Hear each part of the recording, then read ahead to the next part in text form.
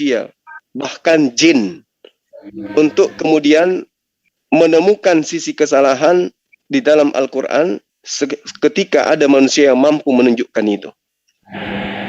Jadi Al-Quran yang merupakan kalamullah itu menyatakan diri kepada seluruh makhluk, termasuk kepada jin, termasuk kepada apapun yang kemudian mampu menelaah apa yang ada dalam Al-Quran.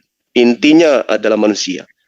Wadda katsirun min ahlil kitabi law yaruddunakum min ba'di imanikum kuffara.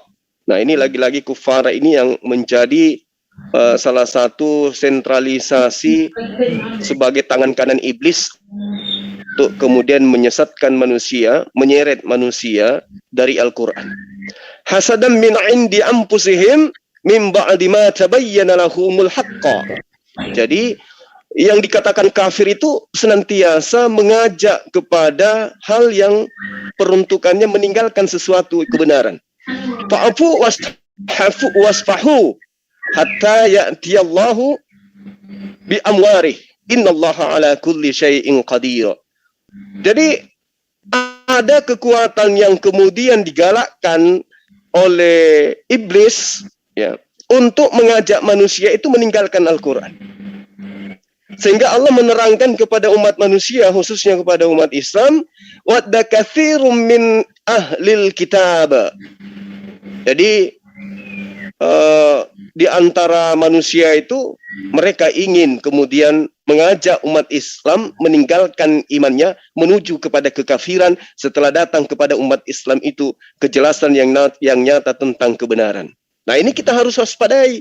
Maka keberadaan Kristen Muslim kemudian itu adalah menjaga umat Islam dari upaya-upaya untuk menarik umat Islam itu menuju kepada kekafiran. Karena 1400 tahun silam Al-Quran sudah menjelaskan itu. Bukti upaya mereka, ya, iblis dan konco-konconya ini adalah membuat sebuah manipulasi nyata, menuduh sesuatu terhadap Al-Quran yang tidak berdasar. Contoh misalnya diantaranya tuduhan bahwa Al-Quran itu surah Al-Fatihah adalah mengadopsi dari doa-doa atau apa yang menjadi bagian daripada pemahaman iman orang terdahulu. Nah, kalau kemudian umat Islam itu lemah, umat Islam itu lalai, umat Islam itu tidak kemudian konsentrasi terhadap pewahyuan Al-Quran dan kebenarannya dan semua aspek yang terkandung di dalamnya berupa perintah, maka umat Islam itu bisa saja menggenapi apa yang kemudian Al-Quran surah Al-Baqarah ayat 109 ini kemukakan. Wadda katsirun min ahlil kitabi law yaruddunakum min ba'di imanikum kuffara.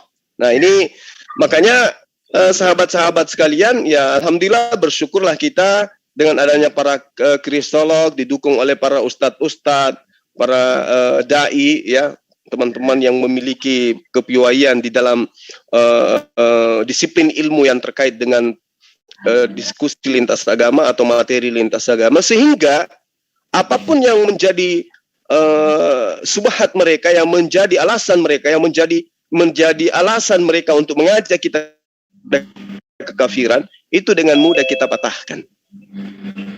Termasuk kepada tuduhan Al-Fatihah itu adalah dalil yang diambil, yang dijiplak, yang ditiru dari kitab sebelumnya. Ini pembodohan, ini penipuan, dan ini bukti kelicikan orang-orang yang tidak senang terhadap Al-Quran. Kenapa? Kita melihat bagaimana kemudian sebuah negara, misalnya negara Republik Indonesia. Tolong yang noise, kalau bisa di staples dulu mulutnya biar telinga saya enggak ini. Soalnya saya pakai headset ini, kasihan saya punya kuping. Ya, tafadhal Gurunda, lanjut. Iya, makasih. Bagaimana kemudian negara Republik Indonesia itu berdiri? Apakah berdiri begitu saja? Tidak. Tetapi yang kita lihat adalah setelah merdeka, rumusan-rumusan itu kemudian disusun begitu melahirkan dan memunculkan berbagai macam masalah. Lalu sampai kepada satu satu kondisi di mana keputusan diambil bersama secara mufakat. Pancasila, dasar-dasar Pancasila, poin-poinnya, sub-sub yang ada di dalamnya, kisi-kisi, referensi yang digunakan, semua membutuhkan data, membutuhkan waktu, membutuhkan ilmu, membutuhkan orang per orang, membutuhkan seminar, membutuhkan musyawarah, membutuhkan pertemuan, membutuhkan konsili, muktamar, dan seterusnya. Sehingga hal itu tercatat dalam sejarah. Ini untuk membentuk sebuah negara. Sangat luar biasa kemudian kalau membentuk sebuah agama. Pasti ada muktamar. Kalau agamanya agama bumi, bukan dari langit, maka ada muktamar, ada konsili, ada pertemuan, ada rapat, ada mufakat, ada perselisihan di dalamnya untuk menentukan siapa menjadi nabi, siapa menjadi rasul, yang mana menjadi Tuhan, siapa saja yang masuk daftar Tuhan, dan seterusnya. Itu kalau buat agama buatan. Kalau agama wahyu, seketika itu datang dari sumbernya, tanpa penyelidikan, tanpa investigasi, tanpa penelitian, tanpa ada pengumpulan data, tanpa daftar pustaka, tanpa kunjungan museum, tanpa muktamar, dan seterusnya. Itu agama wahyu.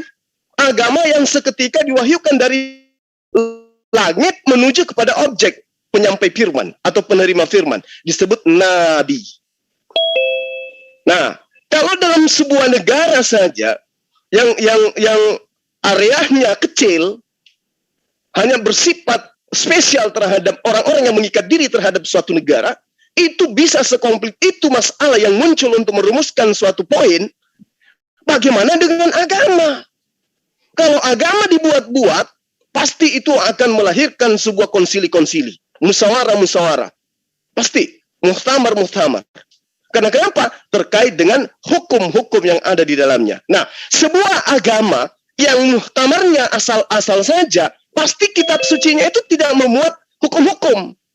Atau paling tidak, apapun yang termaktub di dalamnya itu cacat dia. Logika, sejarah, kemudian ilmu yang ada di dalamnya itu pasti cacat. Nah, kalau agama wahyu, tanpa konsili, tanpa musyawarah, tanpa penelitian, tersusun kemudian kitab sucinya, tidak akan ditemukan kesalahan di dalamnya. Kalau itu berasal dari Sang Pencipta langit dan bumi. Percayalah itu. Indonesia dengan seambrek aturan yang disusun oleh para ilmuwan, cendekiawan negara kita ini, cendekiawan dari negara dan juga para ilmuwan yang dianggap sebagai orang yang punya kapasitas membentuk sebuah aturan di negara ini. Toh, saban hari butuh perubahan, butuh pembaruan, butuh perbaikan, dan seterusnya. Nah, ini Islam disusun hanya satu orang, yaitu Rasulullah Muhammad SAW 1400 tahun silam. Jauh dari keberadaban, jauh dari modernisasi, jauh dari disiplin ilmu yang dijadikan sebagai acuan untuk mengatakan manusia berbudaya. Jauh. Dia hidup di zaman jahiliyah. Seorang diri mampu memutuskan sebuah hukum, di mana komponen-komponen hukum itu semua tersurat di dalamnya, tersirat di dalamnya, dan kemudian poin-poinnya baru ditemukan oleh orang-orang yang bertitel profesor hari ini. Subhanallah.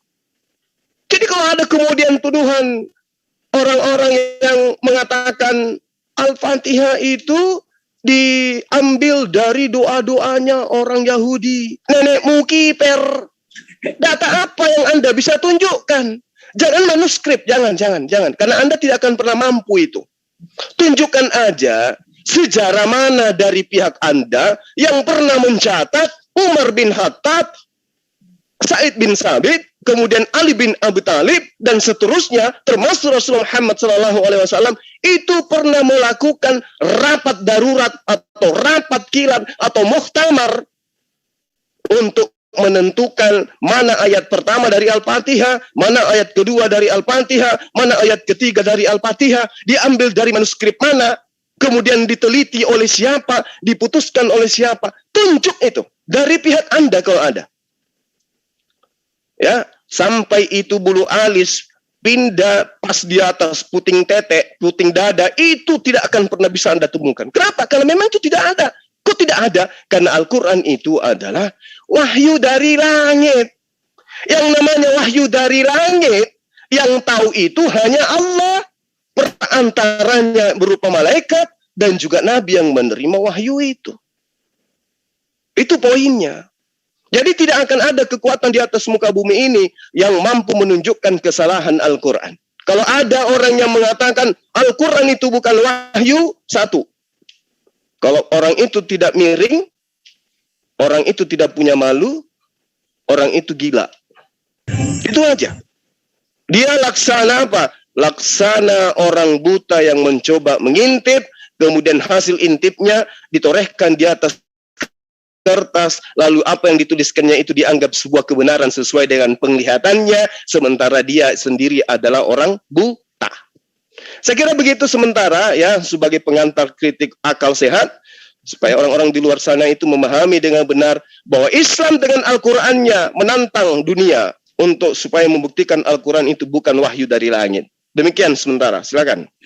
Masya Allah. Itu ya, untuk para penghujat Islam, itu hati-hati loh. Kalau sampai alis pindah ke tete kan kalian nggak mau, mesti ada jadi buktinya tuh. Dari kalian sendiri, mesti ada tuh. Siapa yang ngurutin Al-Quran, di mana itu ngambilnya mesti ada buktinya. Baru bawa kemari, bawa ke di arena, kita dialogkan. Sekarang berikutnya, ini ada tamu spesial kita yaitu Ustadz Zina Tahta dengan channelnya Tahta Channel. Tafadhol Ustadz kami. Assalamualaikum warahmatullahi wabarakatuh. Waalaikumsalam warahmatullahi wabarakatuh. Assalamualaikum warahmatullahi wabarakatuh. Assalamualaikum Ustaz Tata. Waalaikumsalam warahmatullahi wabarakatuh. Bismillahirrahmanirrahim. Tabarakalladzi nazzala al-furqana ala 'abdihi liyakuna lil 'alamina nadhira. Allahumma shalli wa sallim ala sayyidina wa maulana Muhammadin wa ala alihi wa sahbihi wa barik wasallim. Rabbi shrah li sadri wa yassir li amri wahlul 'uqdatam min lisani yafqahu qawli, amma ba'd. Pertama-tama saya mengucapkan salam dulu dan mengucapkan terima kasih karena sekarang dan saya senang ya telah berjumpa bertemu dalam satu arena ya dengan gurunda saya ya, dengan senior saya yaitu Gurunda Juma ya, dan juga Ustadz Alwan ya. Ya, saya dengan Triun ini ya masih junior itu. Jadi apa? Jadi kami bahagia. Oke, langsung aja karena ini nanti mungkin ada tanya jawab, mungkin ada nonton yang masuk. Kita berikan mereka, kita persilakan bertanya, kita yang menjawab.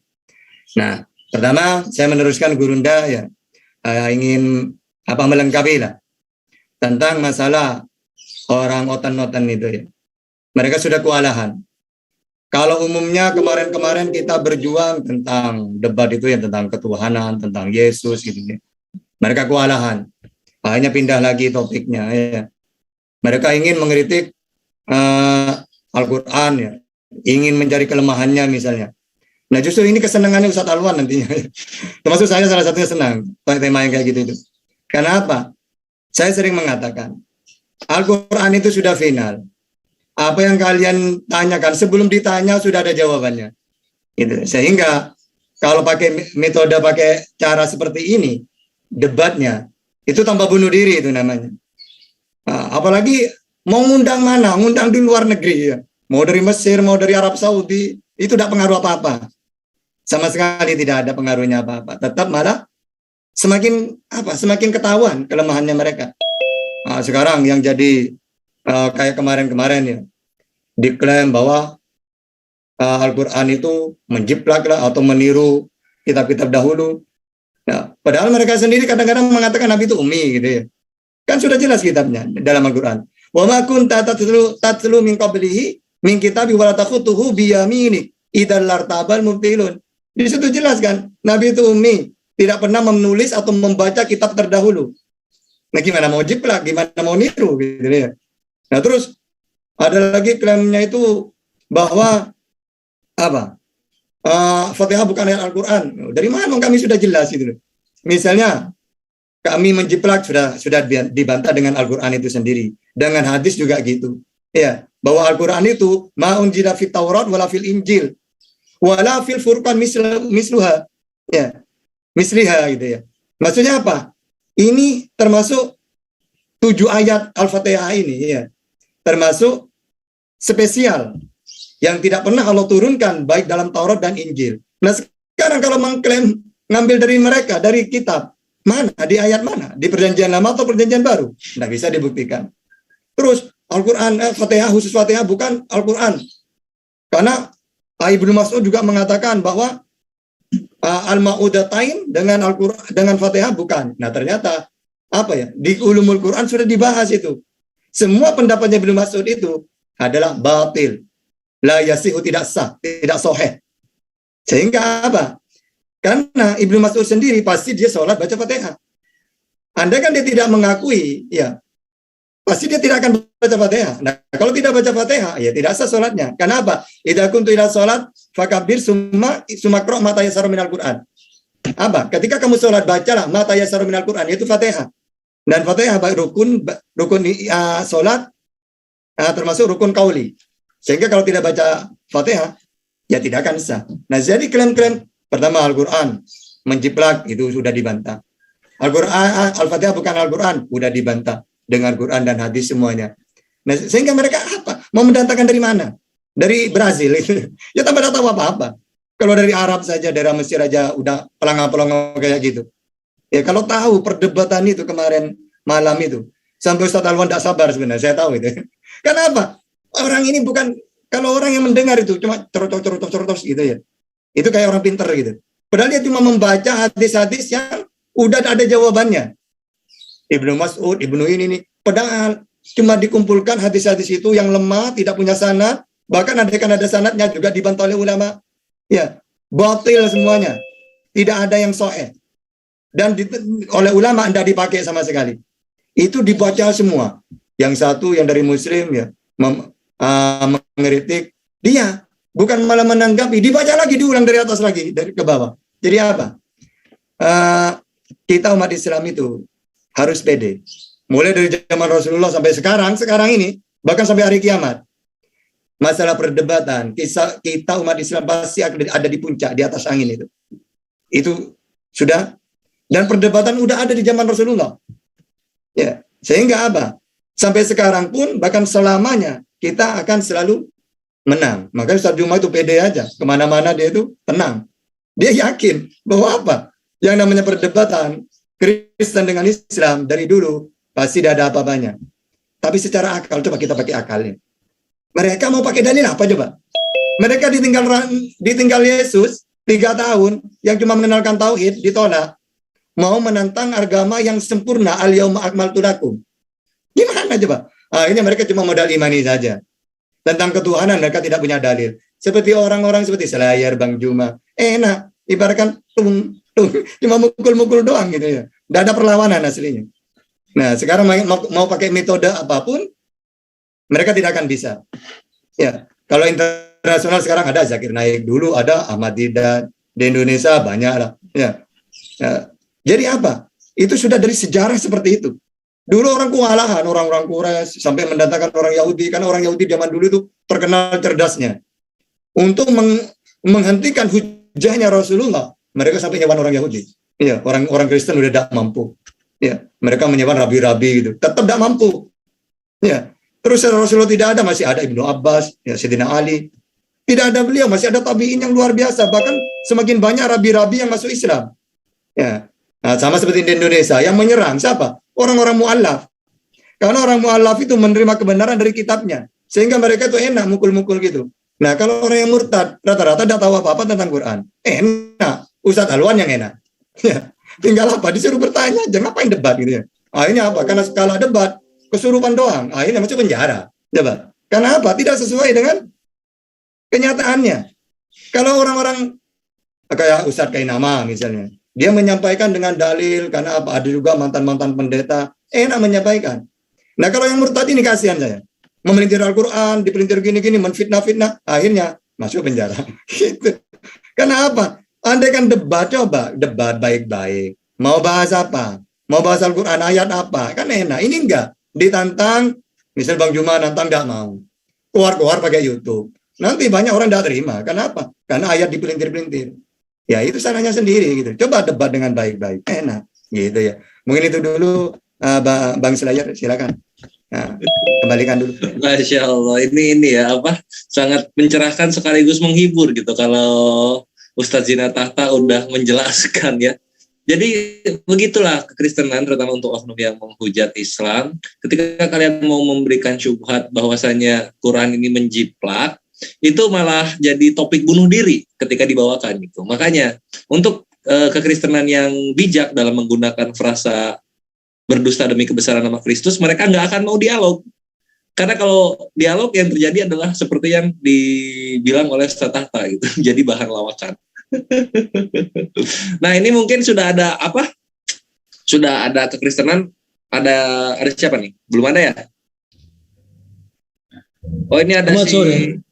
Iya, ini ada Carol lah. Carol aja dulu. Silakan Carol. Bertanya apapun kepada. Baik, terima kasih. Ya silakan. Ya, silakan mungkin yang menjawab bukan hanya satu ya.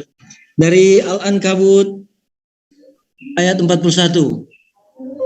Ayat 41 Ankabut yang terjemahannya saya baca ya, terjemahan Kementerian Agama. Perumpamaan orang-orang yang mengambil pelindung selain Allah adalah seperti laba-laba yang membuat rumah. Dan sesungguhnya rumah yang paling lemah ialah rumah laba-laba. Sekiranya mereka mengetahui rumah laba-laba ya sederhana kita. Ayat berapa kan? 41. Ya, jadi sederhana saja pemahaman tentang ayat ini. Tapi yang lumayan sederhana, lumayan membuat saya terkesima itulah laba-laba. Karena laba-laba ini ternyata rapuh dalam hal rumah mereka, bukan hanya soal rumah atau sarang laba-laba, tapi ternyata juga rapuh dalam relasi mereka. Laba-laba. Ya, pertanyaannya apa? Laba-laba perempuan laba-laba laki-laki jantan ya, memangsa laba-laba jantan dan memangsa juga bisa memangsa anaknya sendiri. Nah inilah alaminya laba-laba. Secara alami laba-laba ya seperti ini sifatnya. Nah saya terus terang ketika berdiskusi dengan orang-orang, kalau mereka mau menolak apa yang saya katakan, mereka akan mengatakan soal kealamian, naturnya manusia. Nah ternyata natur atau hal-hal alami ternyata ini tidak mutlak dijadikan sebuah standar moralnya manusia. Mengapa demikian? Karena alaminya laba-laba seperti ini, ya, memangsa, rapuh relasinya, bukan soal hanya rapuh dari rumahnya saja, rapuh relasi mereka satu dengan yang lain, jantan dan betina rapuh, induk dan anak rapuh, ternyata anak dimangsa oleh induknya. Ya, jadi yang sekali lagi yang saya simpulkan dari laba-laba adalah, atau kesimpulan dari apa yang orang katakan tampik dari apa yang saya suarakan atau kami suarakan ialah sifat alami entah dari laba-laba atau dari yang lain, sifat alami itu tidak bisa jadi standar moral kami manusia, ya, apalagi ya lain-lain dipelajari dari manusia. Gitu. Oke. Iya, pertanyaannya apa soal sifat alami laba-laba ini? Iya. Ya, oke. Monggo. Sudah. Monggo apaan? Pertanyaan lu belum ada, lu baru curhat soal laba-laba. Nah, itu mungkin dulu jelaskan aja mungkin. Jadi ya boleh. itu perumpamaan orang yang menjadikan pelindung selain Allah, berhala dijadikan Tuhan selain Allah, itu lemah. Ibaratkan mereka laba-laba membuat rumah sebagai pelindung. Pertama lemah, dua tidak apa dari matahari ya tetap kepanasan, dari angin ya tetap gitu. Jadi intinya di situ orang yang mengambil pelindung selain Allah, dijadikan pelindung selain Allah, ibaratkan laba-laba yang membuat rumah untuk jadikan pelindung. Pertama ya rapuh, dua dari matahari ya tetap kepanasan, dari hujan ya kehujanan gitu. Intinya cuma gitu itu. Ya perumpamaan orang yang mentuhankan Allah dengan orang yang tidak mentuhankan Allah, yaitu berhala-berhala. Itu lemah mereka itu gitu. Itu doang gitu. Gimana? Bisa dipaham? Ya, bisa dipahami. Ya udah. Oke, thank you. Kalau begitu kita lanjut ke pertanyaan berikutnya. Mungkin silakan Ikhwah jika ada yang ingin ditanyakan kepada Ustaz Tata dan Guru Nazuma. Bebas apa saja, tapi topik utamanya tentang Takia Korintusnya oknum kekristenan yang menyatakan bahwa Al-Fatihah ini menjiplak dokumen-dokumen terdahulu. Silakan. Assalamualaikum warahmatullahi wabarakatuh. Waalaikumsalam warahmatullahi wabarakatuh. Batosai kami. Laba-laba, yang ngomong laba-laba ya. Aku mau ngomong laba-laba. Kalau laba-laba dengan labi-labi itu sama enggak? Kita tahu enggak labi-labi? Apa tuh Labil, labi-labi? labil. Bahaya Pak Ci nih kalau bicara labi-labi. Tahu enggak labi-labi? Tahu enggak? Mantap, monggo dijelaskan tentang laba-laba tadi. Karena saya biasa di itu tentang hal-hal yang alami. Aku enggak paham Labi itu. laba-laba itu aku paham. Raba-raba aku paham. Aku udah belajar yang luga kemarin tuh. Raba-raba, siapa lagi ngajarku raba-raba itu paham. Tapi kalau laba-laba ini kurang paham. Lanjut aku monitor ya. Ya, jadi Ikhwan Fillah, ini aku ingatkan lagi ya. Tadi kita dapat hiburan juga dari Akhir Bacai, laba-laba dan labi-labi.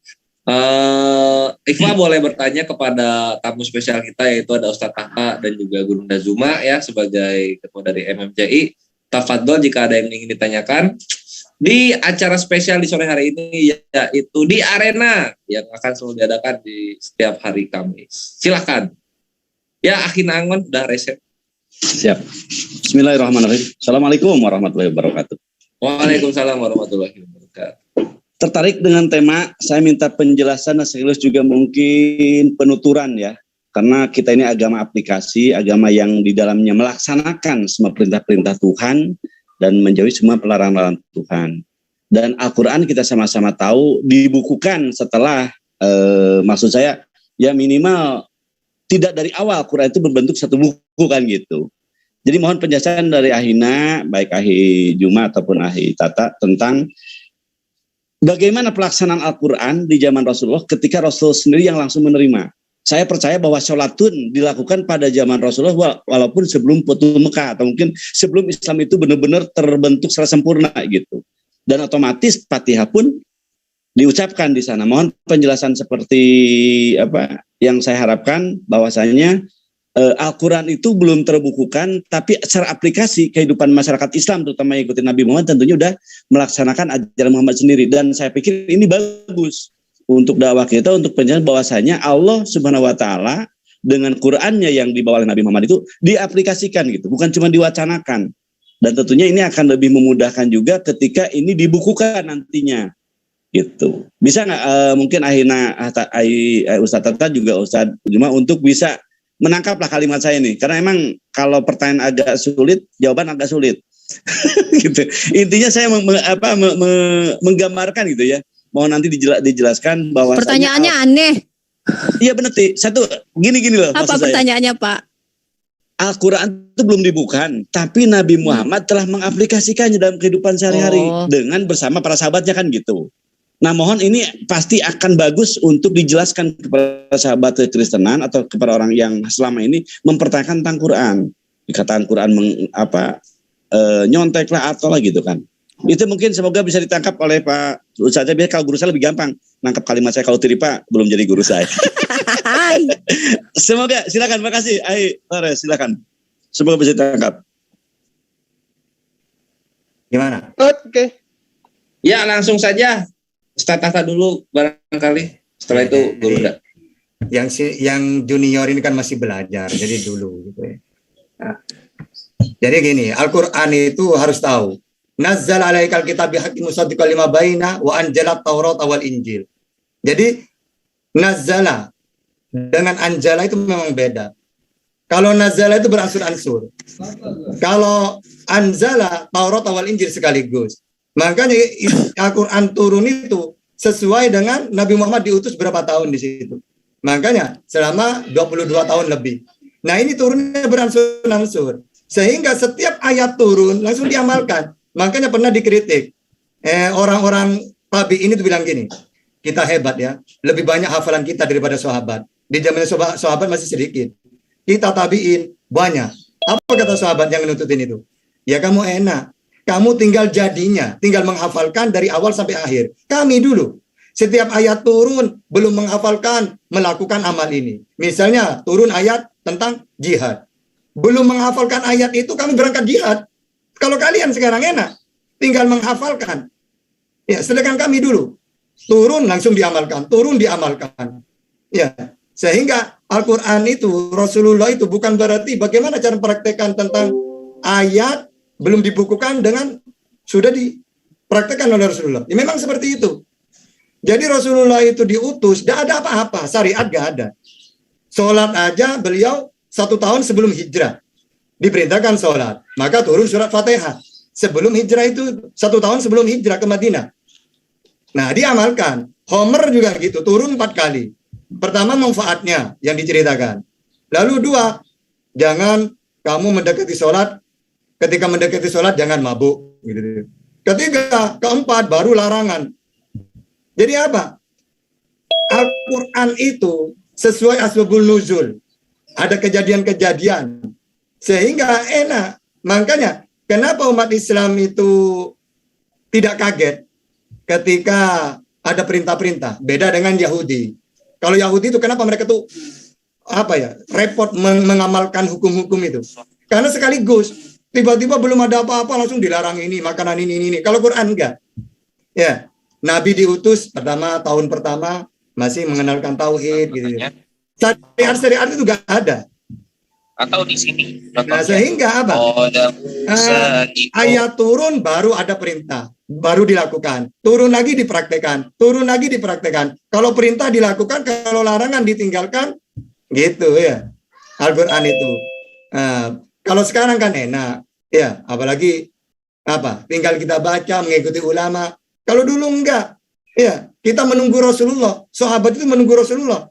Wahyu turun, bagaimana bunyinya, bagaimana cara Rasulullah mempraktekkan, ini perintah apa larangan, udah dilakukan. Turun lagi, 1 bulan lagi turun. Ya seperti terus sampai 22 tahun, 2 bulan ya lamanya. Turunnya Rasulullah diutus itu. Nah seperti itu Buddha Angon ya. Nanti kalau gak paham, berarti saya yang gak paham pertanyaannya gitu. Siap, setuju Ahi. Masalah tenang. Silakan. Ya mungkin begini ya, kalau saya membacakan atau membayang-bayangkan begini. Betapa kita ini gitu agama yang sempurna dari awal sebelum Quran dibukukan pun kita telah mampu melaksanakannya. Pasti seperti bacaan Ahina tadi bahwa sholat kita lakukan. Waktunya di bulan-bulan puasa tentunya kita melaksanakan. Karena tadi 23 tahun loh. Kita ini dibimbing dan sekaligus juga diarahkan oleh Rasul untuk melaksanakan semua ketetapan Tuhan. Minimal yang bersifat syariat lah dulu. Itu yang saya banggakan dari cerita yang saya temukan dari cerita Rasulullah gitu. Ya betapa kita ini telah terbiasakan. Walaupun Quran belum terbentuk buku hari ini yang perlu kita baca jadi itu, tapi di sana Rasul mempercontohkan gitu. Jadi sebenarnya saya katakan tidak berlebihan kalau saya katakan bahwa Islam itu agama yang aktual, dilaksanakan, bukan diwacanakan gitu. Itu mungkin yang saya tekankan teman-teman, saya bentuk penguatan bahwa saya betapa kita bangga dengan Islam kita. Rasulullah telah mencontohkan gitu kan, sekaligus juga melakukan, mencontohkan, sekaligus juga mengajak, menjelaskan gitu apa yang menjadi ketetapan Tuhan. Demikian kalau saya boleh simpulkan. Terima kasih Ustaz Tata, barakallah. Silakan yang lain. Makasih Utiri Pak. Dilanjut. Iya, jazakallah khair untuk pertanyaannya Akhin Angon, dan aku ucapkan waalaikumsalam warahmatullahi wabarakatuh untuk ikhwan fisabilillah yang sudah bergabung turut meramaikan di arena program mingguan dari MMCI ya. Tafadhol jika ingin ikut melivekan silakan, dan juga selamat menyaksikan yang di live comment untuk channel-channel yang disukai. Semoga manfaat apa yang kami berikan kajian hari ini. Nah mungkin Gurunda ada yang ingin ditanggapi mengenai perbedaan antara Yahudi dan Islam ya, yang dimana Islam itu syariatnya terutama yang di dalam Al-Quran turunnya berangsur-angsur, berbeda dengan Yahudi yang jebret langsung bengkak tuh pundak tuh. Tafadhol Gurunda. Baik. Terima kasih ya atas materi ini ya. Materi ini sangat bagus ya, karena kita bisa membedakan dua mata rantai pengajaran yang merupakan syariat baru diwahyukan oleh Allah kepada dua umat yang berbeda. Jadi gini, kalau kemudian umat Islam diberi wahyu dari nol menjadi poin, kemudian poin-poin, lalu kemudian menjadi sebuah materi baku. Kebalik, kalau mereka materi baku, poin-poin, poin minus, nol. Jadi mereka meninggalkan aturan Tuhan. Kalau kita melaksanakan aturan Tuhan. Yang tadinya tidak ada, disusun kemudian menjadi sebuah aturan dan ditaati. Kalau mereka aturan itu ada kepada mereka, tetapi poin demi poin dihilangkan. Itu yang menjadikan pembeda. Nah, pertanyaan Akhi Buddha Angon tadi sebenarnya bukan pertanyaan, hanya untuk menggugah kita semua supaya kita lebih semangat dalam beribadah. Kita umat Islam itu paham bagaimana kemudian periode pewahyuan Quran. Jadi ada ayat-ayat Makkiyah, ada ayat-ayat Madaniyah. Kita tahu bahwa proses pewahyuan Al-Quran periode Makkiyah itu cenderung Rasulullah Muhammad Sallallahu Alaihi Wasallam itu menerima dalil pewahyuan yang berkenaan dengan akidah dan penguatan tauhid. Jadi Rasulullah Muhammad Sallallahu Alaihi Wasallam pada periode tersebut itu menanamkan akidah, syariatnya kemudian itu nanti kebanyakannya itu diterima pada periode Madaniyah. Nah, kemudian kembali kepada surah Al-Fatihah yang tadi. Kalau apa yang termaktub di dalam surah Al-Fatihah di ayat pertama sampai kepada ayat ke-7 itu tidak berkaitan kemudian dengan dengan sesuatu syariat yang kemudian harus menjadi aturan baku pada masa itu. Tidak. Segala puji bagi Allah Tuhan semesta alam. Alhamdulillahi Rabbil Alamin. Orang yang tidak sholat, orang yang tidak puasa, orang yang tidak melakukan syariat, itu mengimani bahwa hanya Allah Tuhan semesta alam yang wajib dipuji. Ar-Rahmanir Rahim misalnya, ya, yang maha pemurah lagi maha penyayang. Kudu wajib diimani esensi Allah itu kodratnya seperti itu. Yang menguasai hari pembalasan, hanya kepada Dia kita menyembah, hanya kepada Dia kita memohon pertolongan. Lalu kemudian minta petunjuk hanya kepada Dia. Yaitu jalan orang-orang yang diberi nikmat, keselamatan kepada mereka. Bukan jalan orang-orang yang diberi yang dimurkai dan bukan pula jalan orang yang sesat. Nah, ini yang ditanamkan oleh Rasulullah. Ini yang ditanamkan oleh Rasulullah Muhammad Sallallahu Alaihi Wasallam. Nah, kalau kemudian hukum-hukum yang diberikan oleh Allah kepada Rasulullah Muhammad Sallallahu Alaihi Wasallam itu step by step, ya, sedikit demi sedikit beransur-ansur. Nah, itu memang prosesnya kayak begitu. Artinya hukum yang berlaku, kewajiban yang dituntut oleh Allah kepada umat Islam itu juga beransur-ansur. Tidak seketika itu saja, tidak.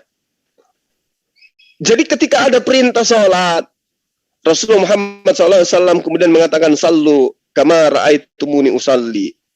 Nah, jadi ada yang menjadi tuntunan, ada yang menjadi objek yang mempraktekkan lebih utama, yang lebih pertama, yang kemudian dicontohkan oleh umatnya. Inilah kehebatan umat Islam. Bahwa segala sesuatu yang tidak pernah dicontohkan itu dikatakan bid'ah. Nah, sekarang bagaimana dengan teman-teman kita di seberang? Adakah pernah contoh yang dicontohkan oleh yang mereka imani sebagai Tuhan yang datang ke atas muka bumi? Misalnya bernyanyi di sebuah gedung yang isinya orang berkulub semua. Adakah contoh seperti itu? Tuh, ibadah hari Minggu, kemudian apalagi menyembah kepada 3 pribadi, lalu kemudian makan makanan yang diharamkan di dalam kitab terdahulu, yang memang poinnya kemudian misi kedatangannya tidak menghilangkan setitik pun kemudian dihilangkan. Adakah poin-poin seperti itu? Atau adakah contoh yang diberikan bagaimana kemudian menghapus dosa, menebus dosa itu kudu wajib dengan darah manusia?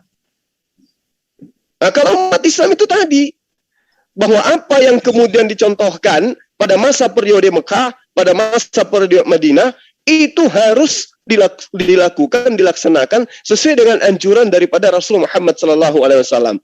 Nanti setelah diwahyukan oleh Allah, stempel ya legalitas kesempurnaan Al-Quran, barulah kemudian semua rangkaian daripada apa yang diwahyukan oleh Allah kurang lebih 2 tahun itu menjadi syariat baku, aturan baku, hukum baku yang mau tidak mau umat Islam harus berusaha sekuat mungkin untuk taat atas perintah dan larangan yang ada dalamnya. Al-yauma akmaltu lakum dinakum wa atmamtu alaikum ni'mati wa raditu lakumul Islam madina.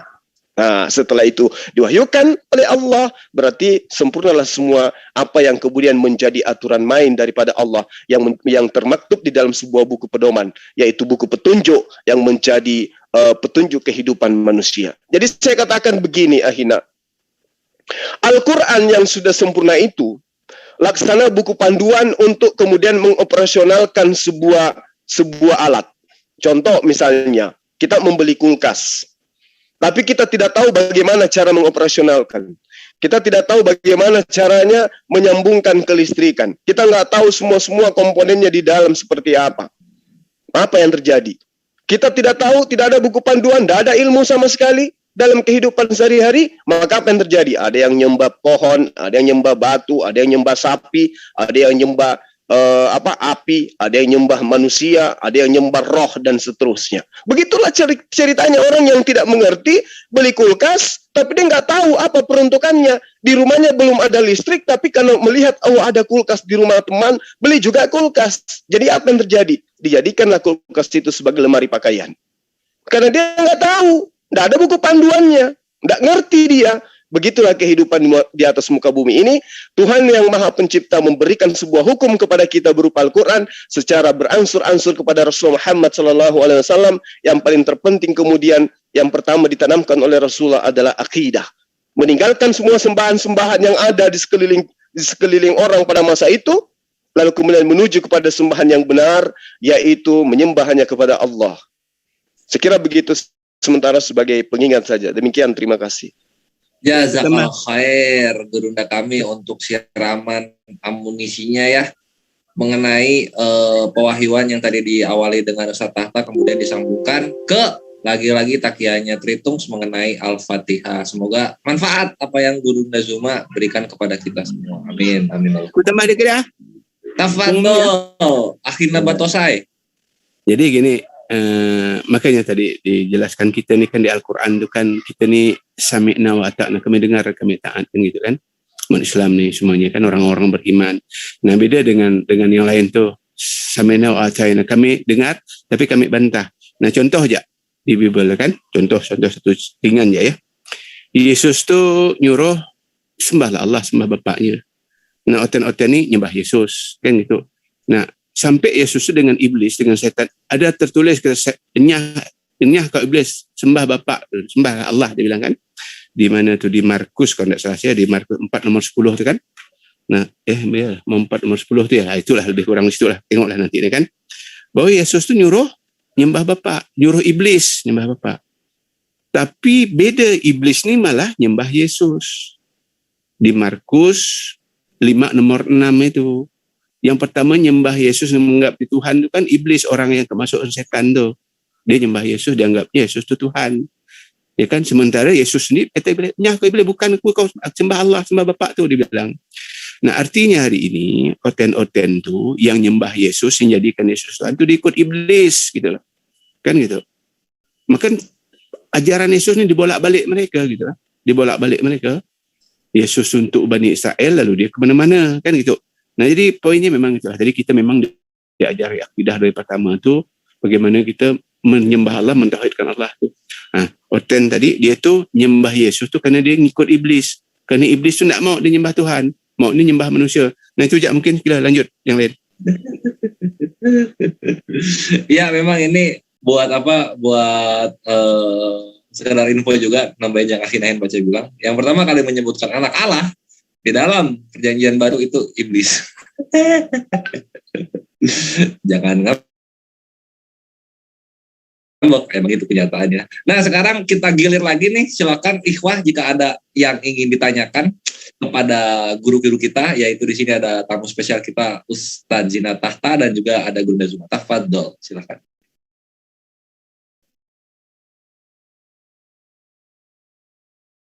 Ayo, malu-malu. Biasa. Sambil nunggu, ayo boleh. Carol enggak. Sambil nunggu boleh. Mungkin ada tambahan dari Ustaz Alwan kali deh. Silakan. Ustadz Alwan mungkin sibuk Diskoneksi. guru. Nah, ini Diskoneksi ya. audio Diskoneksi. Siap.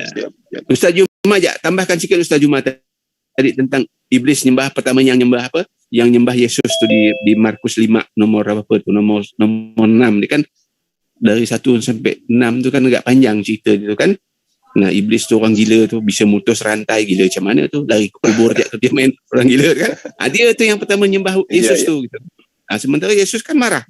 Sembah bapak tuh dia bilang di Markus 4 nomor 10 tuh. Dia bolak-balikkan dia orang. Nah, cuba Ustaz Juma ajak jelaskan ini. Aku tadi jelas enggak nyaman nanti tidak dengar kan nanti lalu singgung pula. Biar Ustaz Juma ajak biar halus sikit bahasa. Lanjut. Iya. Jadi gini, kita sudah acap kali menyampaikan ya bahwa tentang diri Yesus. Saya katakan gini, kalau terkait dengan keberadaan Yesus itu di atas muka bumi, kedatangannya itu, kalaupun boleh diizinkan kita gila sejenak, sama-sama kita dibawa pada pokok pemahaman bahwa Tuhan pencipta langit dan bumi menjelma menjadi manusia. Maka ketika dia menjelma menjadi manusia, poin yang diajarkan ketika itu selama kurang lebih 3 tahun adalah melaksanakan, menyampaikan, membuktikan segala perintah Sang Bapa kepada dia untuk ia katakan dan untuk ia laksanakan. Artinya, kalau kita gila sejenak, lalu kemudian kita ikut mengimani Yesus itu adalah inkarnasi daripada pencipta langit dan bumi misalnya, maka yang disembah jangan yang penjelmaannya, tetapi yang mengutusnya dia. Gitu. Jadi selamanya dia tidak akan pernah menjadi Tuhan. Dalam keadaan gila pun, kita tidak akan menyembahnya. Umat Islam ini nggak akan menyembahnya. Kenapa? Karena umat Islam tahu Yesus itu manusia. 14 kali Yesus mengajarkan dirinya di dalam kitab Markus bahwa dia adalah anak manusia. 27 kali di dalam Gospel Lukas. 14 kali di dalam Gospel Yohanes. Ya, dan dia tidak pernah menyebut dirinya sebagai anak Tuhan. Kalaupun ada di dalam Yohanes dia menyebut dirinya anak Tuhan, dia menisbahkan kepada orang lain. Dan orang lain yang mengatakan itu kepada dirinya. Yesus berkata, tapi dia tidak pernah mengatakan secara langsung. Hanya orang yang mengatakan Yesus berkata dirinya adalah anak Tuhan. Nah, lalu bagaimana kemudian tentang penyembahan kepada Yesus? Kalau kita tanya kepada umat Islam, Anda semua menyembah kepada Allah, ikut siapa? Jawabannya ikut kepada Yesus. Alasannya, karena Yesus menyembah kepada Allah. Jangankan kepada Bani Israel, kepada iblis pun Yesus ajarkan untuk menyembahnya kepada Allah. Itu poinnya. Jadi umat Islam itu nyembah Allah ikut Yesus.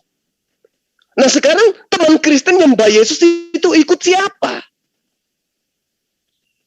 Nah ini lari kepada apa yang dijabarkan oleh sahabat kita tadi. Lari kepada orang yang kerasukan setan.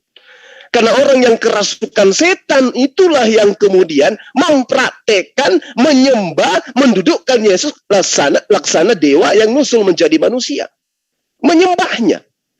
Orang yang tadi kerasukan setan, diikat rantai, tempatnya cuma di kuburan, ya, malang melintang di pemakaman, malam dia teriak di dalam kubur, di wilayah daerah kuburan. Lalu kemudian begitu melihat Yesus, seketika dia datang, sujud, menghambakan diri, menyembah kepada Yesus. Jadi kalau muncul pertanyaan siapa yang mencontohkan, menteorikan, menyembah kepada anak Maria bernama Yesus, kitabnya sendiri menerangkan yang mencontohkan dan yang mempraktikkan itu adalah orang yang kerasukan roh iblis.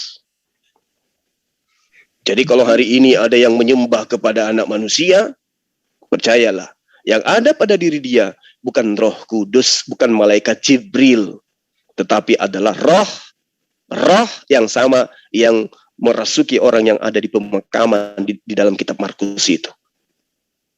Nah, itulah sahabat-sahabat sekalian. Kalau hari ini kemudian orang itu selalu mengajak kita berdialog.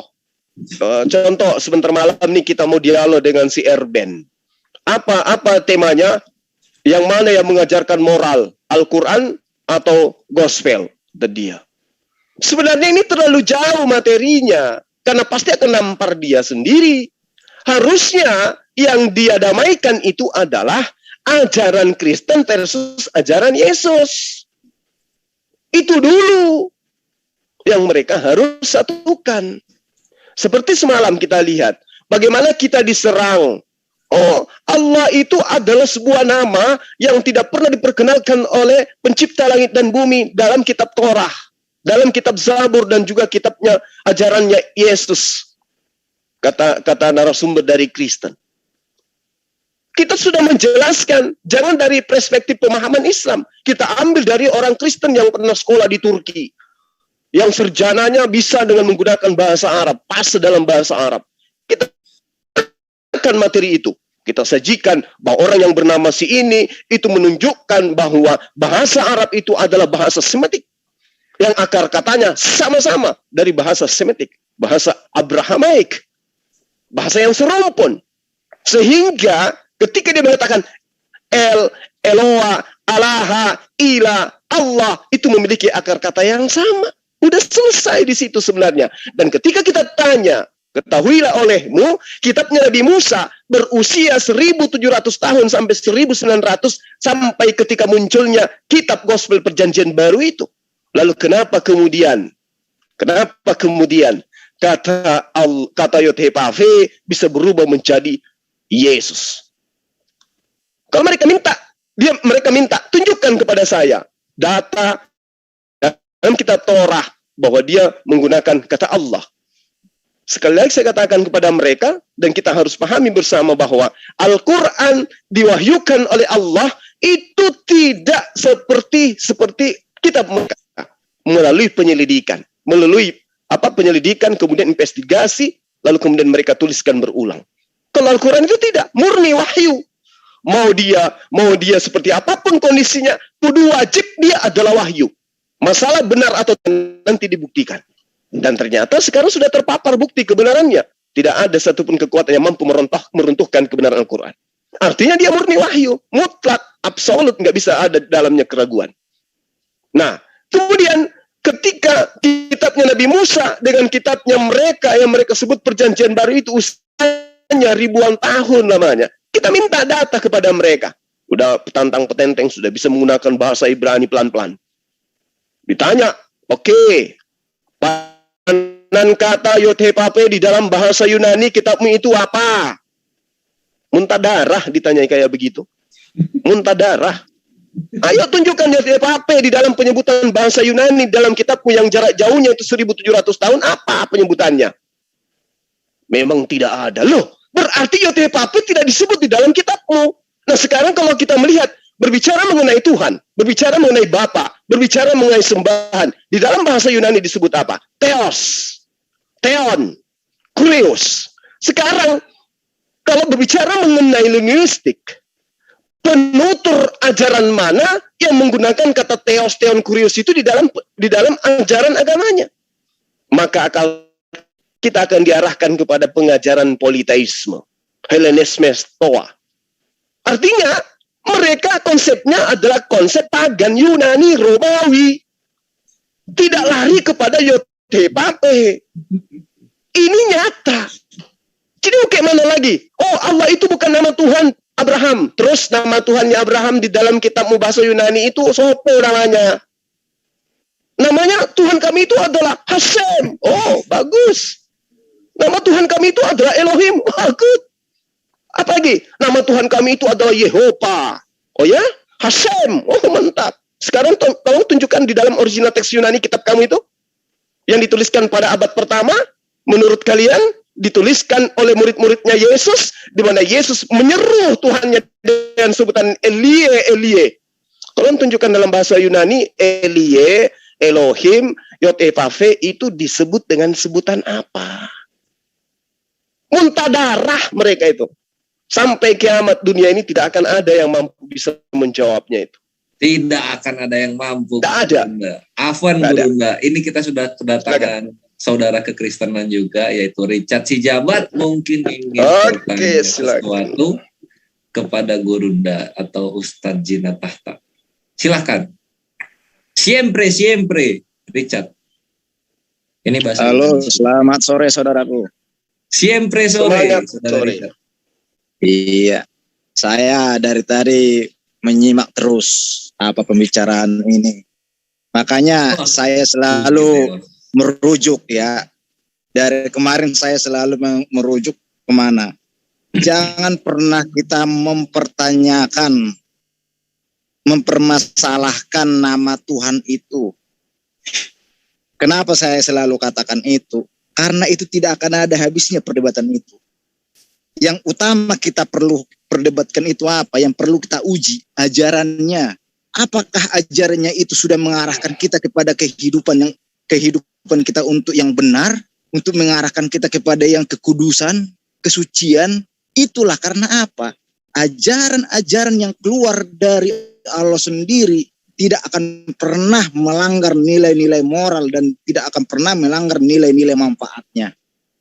Makanya saya selalu merujuk apa? Saya tidak mau berdebat masalah sejarah nama apa dan lain sebagainya, saya tidak mau. Tetapi saya membahas sudah benarkah ajaran yang kita imani ini mengarahkan kita kepada kebenaran, kekudusan, kesucian. Itu yang perlu kita bahas. Di sinilah kita boleh menunjukkan ajaran manakah yang sudah mengarahkan itu.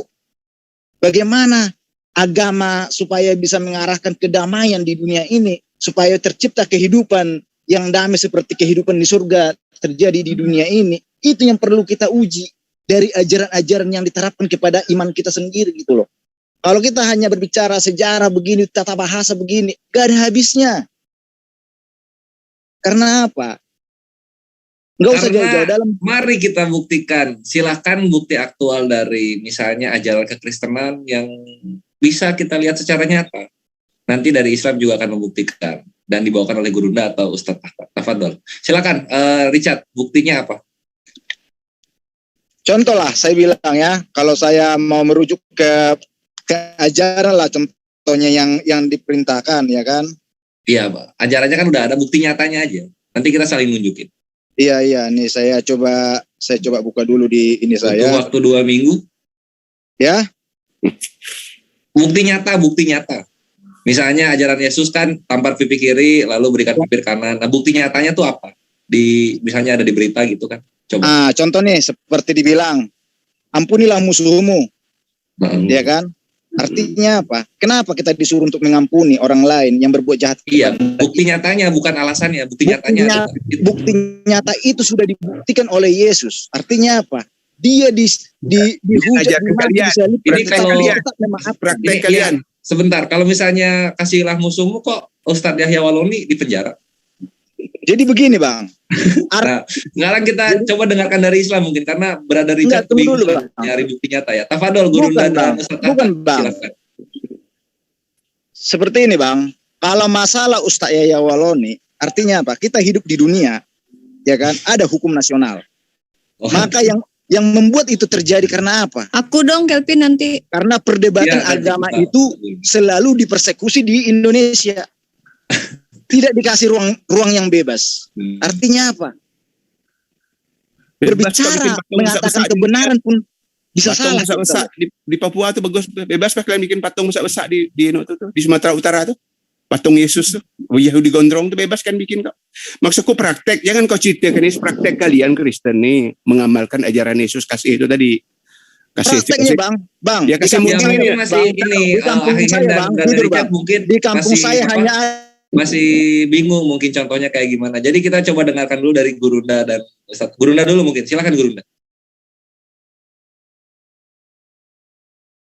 Baik. Jadi kalau misalnya moral, kita bahas tentang moral. Lalu kemudian kita mengacu kepada satu poin, kasihi musuhmu. Ya, kalau musuh itu kan dalam bahasa Ibrani itu kan satan, artinya setan. Kasihilah setanmu, kan gitu ya. Ini hanya bercanda aja supaya kita bisa memahami. Kalau kemudian kita diajarkan mengasihi musuh, memaafkan. Nah, ini konsepnya udah salah dari awal. Kenapa salah dari awal? Kalau hal ini adalah mutlak benar adanya, bisa diaktualisasikan dalam kehidupan. Harusnya tidak ada dosa waris. Kenapa? Karena Tuhan mencontohkan memaafkan hambanya. Lawangnya ini orang manusia nggak berdosa, baru juga ngek keluar dari rahim ibunya udah bawa dosa. Mana bukti bahwa manusia itu, bahwa penggambaran kasihi musuhmu itu adalah cerminan daripada sebuah agama yang benar. Ini moral. Mohon maaf bang, saya potong bang. Abang tadi mengatakan manusia lahir ke dunia sudah membawa dosa. Siapa yang bilang bang? Lalu dosa waris itu apa? Makanya itulah yang saya bilang sama abang. Kalau memang tidak mengerti apa itu dosa waris, jangan berbicara dosa waris bang. Saya selalu mengarahkan ke arah yang benar bang. Maksudnya gini loh, orang Kristen itu lahir bawa dosa enggak? Oh tidak. Manusia lahir ke dunia tak pernah berdosa. Terus yang disebut dosa waris itu apa? Yang disebut dosa waris adalah, tahu nggak apa yang disebut dosa waris?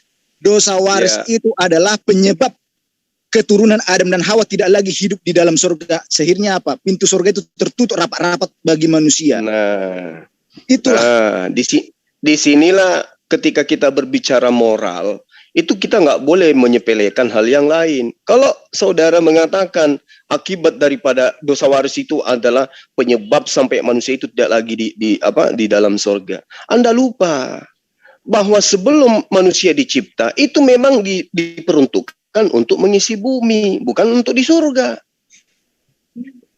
Ayo. Betul ya, jangan. Tapi begini bang. Jadi begini bang. Kalau di dalam kekristenan dan Yahudi juga mengakui itu, ya kan? Bahwa surga itu, Taman Eden itu ada di mana sih sebenarnya? Ada di Irak, kan? Ada di bumi. Tetapi masalah penglihatan kita yang Tuhan mungkin bisa butakan kita, tidak bisa melihat akan di mana keberadaan surga itu, kita nggak bisa. Karena apa? Itu kuasa loh. Itu Tuhan memiliki kuasa untuk membatasi penglihatan kita loh manusia. Di mana keberadaannya? Karena apa? Karena gini loh bang, kenapa saya katakan surga itu ada di bumi, Taman Eden itu ada di bumi? Karena apa? Manusia diciptakan dari debu tanah loh, dari bumi ini loh, diambil loh. Apakah di surga itu ada apa? Ada debu tanah di surga itu? Di surga yang dikatakan Firdaus itu? Kalau kita merujuk kepada seandainya surga itu bukan di bumi, adanya di atas sana. Sedangkan dikatakan Allah menciptakan langit dan bumi, baru manusia diciptakan dari debu tanah. Berarti dari unsur bumi, berarti surga itu ada di bumi, bang. Dari situ pun kita bisa merujuk. Jadi ininya semua. Kalau saudara mengatakan bahwa Gan Eden itu di bumi, bisa enggak Anda tunjukkan pohon ilmu pengetahuan di mana posisinya? Itulah yang saya bilang sama abang. Masalah dia letaknya di mana itu pohon ilmu pengetahuan, kan waktu Adam sama Hawa itu diusir dari Taman Eden, kan dikasih pembatas di situ yang menjaga, yang kayak kalau dibilang tuh menghalau supaya tidak masuk lagi ke Taman Eden itu, supaya tidak bisa lagi masuk. Artinya apa? Kenapa? Pandangan manusia, penglihatan manusia itu bisa dibatasi oleh Allah sendiri. Itu kuasa loh. Itu hak pribadi Tuhan sendiri itu loh, untuk menentukan itu.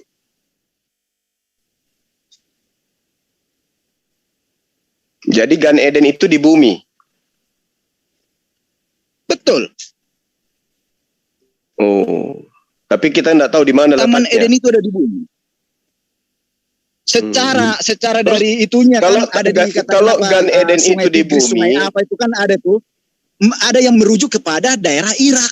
Kan itu sebenarnya. Masalah itu kebenaran Ya. apa mungkin kebetulan itu sungai-sungai yang ada di sana merujuk kepada Taman Eden yang ada yang di Alkitab yang tertulis. Kita kurang tahu apa namanya memastikan kebenaran 100%-nya gitu loh. Kawan-kawan, lanjut ya, aku pamit loh nih ya. Untuk kawan-kawan semua. Assalamualaikum warahmatullahi wabarakatuh. Aku mau beli botrek. Aku mau beli botrek loh bentar. Asal. Amin. Assalamualaikum warahmatullahi wabarakatuh langsung. iya. Jadi dalam kitab Anda sendiri itu diterangkan bahwa dicipta untuk mengisi bumi manusia itu. Kemudian ditempatkan di Gan Eden. Kalau Gan Eden itu di bumi, kenapa dia diusir dari Gan Eden? Kan sudah di bumi. Betul. Ayo. Jadi kan Taman Eden itu kan berarti kan kayak gimana lah kalau saya bilang Taman Eden berarti dia punya batas dia di situ. Tamannya. Yang Kan disebut diperuntukkan di situ untuk Adam sama Hawa. Gan Eden, taman di Eden. Betul. Nah, taman di Eden maksudnya Artinya apa itu? apa? Bukan taman di bumi, tapi Ya? taman di Eden. Kalau di Taman- Islam Eden taman itu di Eden. Aden, Jannah Aden. Iya, surganya manusia pada saat manusia Surganya diciptakan manusia. pertama. Gan Eden itu taman di Eden, taman di surga, taman di Jannah, bukan taman di bumi. Eden dan bumi itu beda. Ya, makanya Bang, saya selalu katakan, dikatakan Taman Eden itu artinya apa? Ada surga yang dikhususkan, diberikan tempat taman yang khusus itu dikatakan surganya manusia pada saat manusia diciptakan pertama di situ. Itulah sebabnya pada saat apa namanya iblis menggoda, ya kan?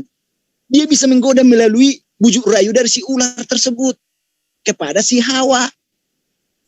Kepada si Hawa pertama. Kan yang disebut di situ kan kejatuhan iblis, kejatuhan Adam. Artinya yang dikatakan jatuh itu dari atas ke bawah. Jatuh dalam dosa, bukan dibilang jatuh. Lah, itu Lucifer itu dari mana? Yang mana? Lucifer itu waktu dia di surga. Ya kan? Nah, terus? Ya kan? Surganya Berarti Lucifer pernah ke surga gitu. Setelah dia diusir dari Gan Eden ke surga dia. Jadi begini Bang. Jadi surganya manusia itu yang pertama diciptakan itu, ya kan? Itulah yang di Taman Eden yang dikatakan itu. Ya kan? Artinya apa? Bukan di Taman Eden itu iblis diciptakan. Bukan dari situ iblis dibuang ke bumi, bukan. Jadi gimana maksudnya, Bang? Gak ngerti saya. Kalau dikatakan Gan Eden itu di bumi, kenapa diusir di bumi? Terus mana pohon ilmu pengetahuan itu? Kalau adakah masalah bukti-bukti peninggalan arkeolog tentang Gan Eden? Selain nama sungai aja. Kan saya bilang sama Abang, masalah itu apa mungkin dari Imani saja gitu. yang diubahkan? Karena gini Bang, karena gini posisinya. Imani aja maksudnya. Bukan imani saja, bukan. Karena lalu di gini mana Bang, kalau Gan Eden itu adalah bumi, di mana? nih begini Bang, saya kasih tahu sama Abang. Waktu Adam sama Hawa diciptakan, manusia diciptakan, mereka telanjang bulat Bang, sebelum memakan buah pengetahuan itu. Mereka tidak mengetahui kalau mereka itu telanjang Bang. Mereka tidak sadar karena apa? Belum memiliki ilmu pengetahuan di situ. Artinya apa? Pandangan mereka dibutakan. Kenapa bisa? Itu atas kuasa. Kuasa siapa? Kuasa Allah sendiri. Nah sekarang mata kita melek, mana Gan Eden? Kenapa nggak bisa dilihat? Kan waktu Adam sama Hawa diusir dari Taman Eden itu, kan dikasih pagar pembatas di situ. Oh, iya. Ya udahlah, kalau gitu bahas yang lain aja, Bang. Ngeri saya. Enggak, maksud saya gini loh Bang. Jadi itulah yang saya bilang itu memang kalau kita merujuk ke sana, memang ada yang namanya bekerja kuasa di situ. Tetapi kalau kita merujuk ke pengajaran, artinya pengajaran itu berarti merujuk kepada kehidupan kita sehari-hari kan? Artinya apa? Pasti masuk logika dan rasional. Tidak Nah, mungkin ini juga ada Brethren Jordan mungkin ingin membantu ajaran menjelaskan di luar tuh. rasional manusia gitu loh. Ya Richard, ya ini gantian dulu, ada temennya nih Brethren Jordan mungkin. Silakan Brethren Jordan, gimana itu? Jadi manusia itu nanti ada angkat tangan. Adinda Rifa, silakan Oh dijawab. iya. Unik, silakan unik mungkin bisa nyambung mungkin dengan Tadi siapa namanya Bang Richard tadi bilang katanya Yesus itu mengajarkan kasihilah musuhmu gitu. Emang Yesus seperti itu? Mengasihi orang-orang jahat? Nah. Betul. Tapi kalau kita lihat tuh kan pertama Bapak dulu ya. Bapak dulu itu jahat loh. Dia membunuh orang-orang jahat. Sodom, orang zaman Nuh, suku Amalek yang menyusui. Bahkan dia katakan dia memiliki sifat pendendam di Nahum 1 ayat 2. Iya. Nah itu Bapak. Nah Yesus juga gitu. Yesus buktinya tuh nggak legowo aja loh sama orang jahat. Faktanya di Tesalonika dia kan muncul lagi membunuh dengan nafasnya. Di mana mau dikatakan bahwa itu kasihilah musuh? Aneh aja kan? Jadi begini Bu. Jadi semua akibat perbuatan jahat itu akan menanggung akibatnya. Ya berarti nggak ngasih musuh dong. Tetapi Bu, gini loh. Ajaran mengasihi musuh itu ajaran kepada manusia. Artinya apa? Kita manusia tidak boleh menghakimi sesama manusia karena kita bukan hakim yang adil. Tetapi serahkanlah sama yang kuasa, karena yang kuasa lah yang bisa menentukan hukuman bagi atas mereka. Jikalaupun ya, ada hukum, agama juga gitu, apa hebatnya Kristen? Jikalaupun ada hukum nasional, serahkanlah hukum kalau perbuatan jahatnya itu kepada jalur hukum, dan jangan kamu menyimpan dendam kepada orang itu dan maafkanlah dia, doakan dia supaya dia kembali ke jalan yang benar. Ya nggak perlu beragama, itu di undang-undang negara kita udah ada juga kayak gitu. Kan di undang-undang kita kalau ada orang jahat dihukumin juga sama mereka. Kalau perkara maaf memaafkan, emang kamu bisa tahu siapa yang memaafkan atau enggak nih? Contoh ya, di orang Islam itu sudah ada 2 yang viral sedunia tentang seorang ibu yang anaknya dibunuh, dia orang Muslim loh ya. Dia memaafkan pembunuh anaknya, bahkan dia peluk. Satu lagi Muslim dari Thailand. Di Amerika juga tuh diliput sama berita di Amerika tuh ya sampai viral. Nah orang Kristen ada nggak kayak gitu? Begini Bu. Maksud saya begini Bu. Artinya apa? Contoh lah kalau kita bilang ya, masalah pendirian rumah ibadah lah kalau kita berbicara ya. Padahal rumah ibadah itu tidak mengganggu loh lingkungan. Tetapi kenapa itu harus dipersulit? Kenapa harus ada persetujuan dari warga setempat? Lah, kalau memang sudah izinnya sudah dikeluarkan. Bang, ini lucu Bang ini. Kita bicara antara ajaran yang dipraktekkan dengan tidak. Masalah rumah gereja itu harus nggak lepas dari pemerintah dan warga sekitar juga lah. Lucu kali ya Bang ini. Emangnya kalau seandainya tiba-tiba umat Islam di Bali datang-datang di Bali bikin wisata halal gitu, emang orang Bali terima aja gitu? Ya harus ada lah kesepakatan orang-orang di situ. Enak aja maksa-maksa masuk ke kampung orang tuh suka-suka, kita nggak bisa gitu. Nah terus ada prosedur yang dilalui. Jangan bawa-bawa ya, oh berarti mayoritas Islam di Indonesia berarti umat Islamnya, oh jangan gitu, harus tahu dulu masalahnya. Yang saya tanya, kalau di dalam Islam masalah memaafkan itu sudah ada 2 orang yang viral. Itu viral loh, masih ada di YouTube itu videonya. Seorang ibu, saya masih ingat namanya, kalau nggak salah siapa ya, namanya aduh lupa.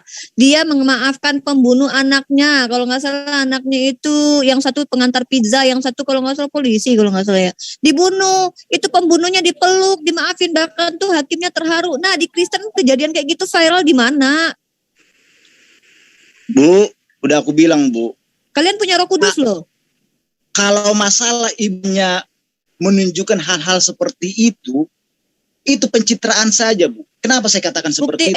Ini gini nih, buktikan saja ada nggak di Kristen yang punya Roh Kudus kejadiannya pernah kayak gitu? Itu aja udah, nggak usah bilang pencitraan. Karena perbuatan baik itu bukan untuk diviralkan Bu. Lah dari mana Perbuatan tahu baik itu Anda? bukan Anda untuk berkuar-kuar dipertontonkan, ajaran yang Bu. ini bermoral, ajarannya itu bermoral. Lihat ajarannya ya. Sekarang tentang ajaran bermoral, ada nggak larangan menikahi asbak di ajaran kalian? Ada nggak? LGBT aja tuh ada gereja yang melegalisasi tentang LGBT. Moral macam mana? Di dalam agama kalian, Tuhan kalian menciptakan manusia itu telanjang bulat dan itu menurut Tuhan baik. Coba kalau Nah. Adam itu nggak makan buah pengetahuan, kamu telanjang sampai sekarang, bermoral tuh telanjang. Bermoral macam mana coba? Kalau manusia tidak memiliki akal dan pikiran loh, tidak mengetahui yang baik dan yang jahat, manusia itu tetap bermoral itu loh. Jangan salah. Bermoral tuh Karena telanjang. apa? Karena tidak ada yang bisa menilai itu. Oh berarti walaupun pada waktu itu manusia makan kotoran tetap nggak masalah karena nggak ada yang bisa menilai itu bermoral tangganya gitu. Sekarang saya tanya dulu sama ibu, ya kan? Kambing. Ya kambing. Kambing kalau nggak domba lah saya bilang. Ya. Mengawini anak-anaknya, dikawini lagi, bunting lagi anak-anaknya lagi, ya kan? Saya tanya dulu sama ibu, pernah nggak dibilang itu tidak bermoral? Kambing sama Anda. Anda sama kayak kambing. Tidak, pernah nggak dikatakan tidak bermoral? Saya tanya Iya, dulu mereka sama ibu. nggak tahu moral. Anda mau sama kayak kambing, sama kayak hewan. Apa? Karena mereka tidak mengetahui ilmu pengetahuan yang baik dan yang jahat. Berarti Tuhan itu menciptakan manusia seperti hewan pada mulanya menurut iman Anda. Wow. Apanya? Ya kan Anda sama kayak kambing dulu sebelum ada akal ilmu pengetahuan, sebelum Adam memakan buah pengetahuan, Anda sama seperti kambing dulu ngakunya kan. Ada apologet yang level 2 kali ini. Ibu, biar ibu tahu ya, biar ibu tahu, kambing binatang sekalipun itu secara kedagingan itu kakak-kakak kita semua loh itu. Yang salah. Kakak Anda aja mereka lah, diciptakan jangan kakak itu. saya lah. Kakak Anda aja lah nggak apa-apa. Duluan mereka diciptakan itu Ya, makasih daripada jujur banget ini abangin. Ya, monggo yang lain. Ya kita sambut dulu juga di sini sudah kedatangan. Sekarang saya tanya dulu sama ibu dulu. Ibu. Iya. Kambing lagi Ibu, kakak saya tanya dulu Anda. sama ibu. Enggak, bukan kakak Ibu, saya. Ibu berkata Allah itu maha adil. Richard, tunggu dulu bentar Richard. Ini Di manakah Allah itu maha adil? Richard udah kebanyakan. Coba dulu dibuktikan. Tunggu dulu. Ya, salam sore Brethren Jordan dan juga Brethren Light Templar. Silakan jika ada yang ingin ditanyakan kepada kami. Mari. Oh iya, selamat sore. Ini ada fitnah apa lagi nih? Ada fitnah terbaru apa lagi nih? Enggak ada ya? Itu kakak kalian katanya kambing kata abang itu fitnah terbesar abad ini. Coba dulu Bu Ripa dulu, buktikan dulu di mana bukti Allah itu maha adil.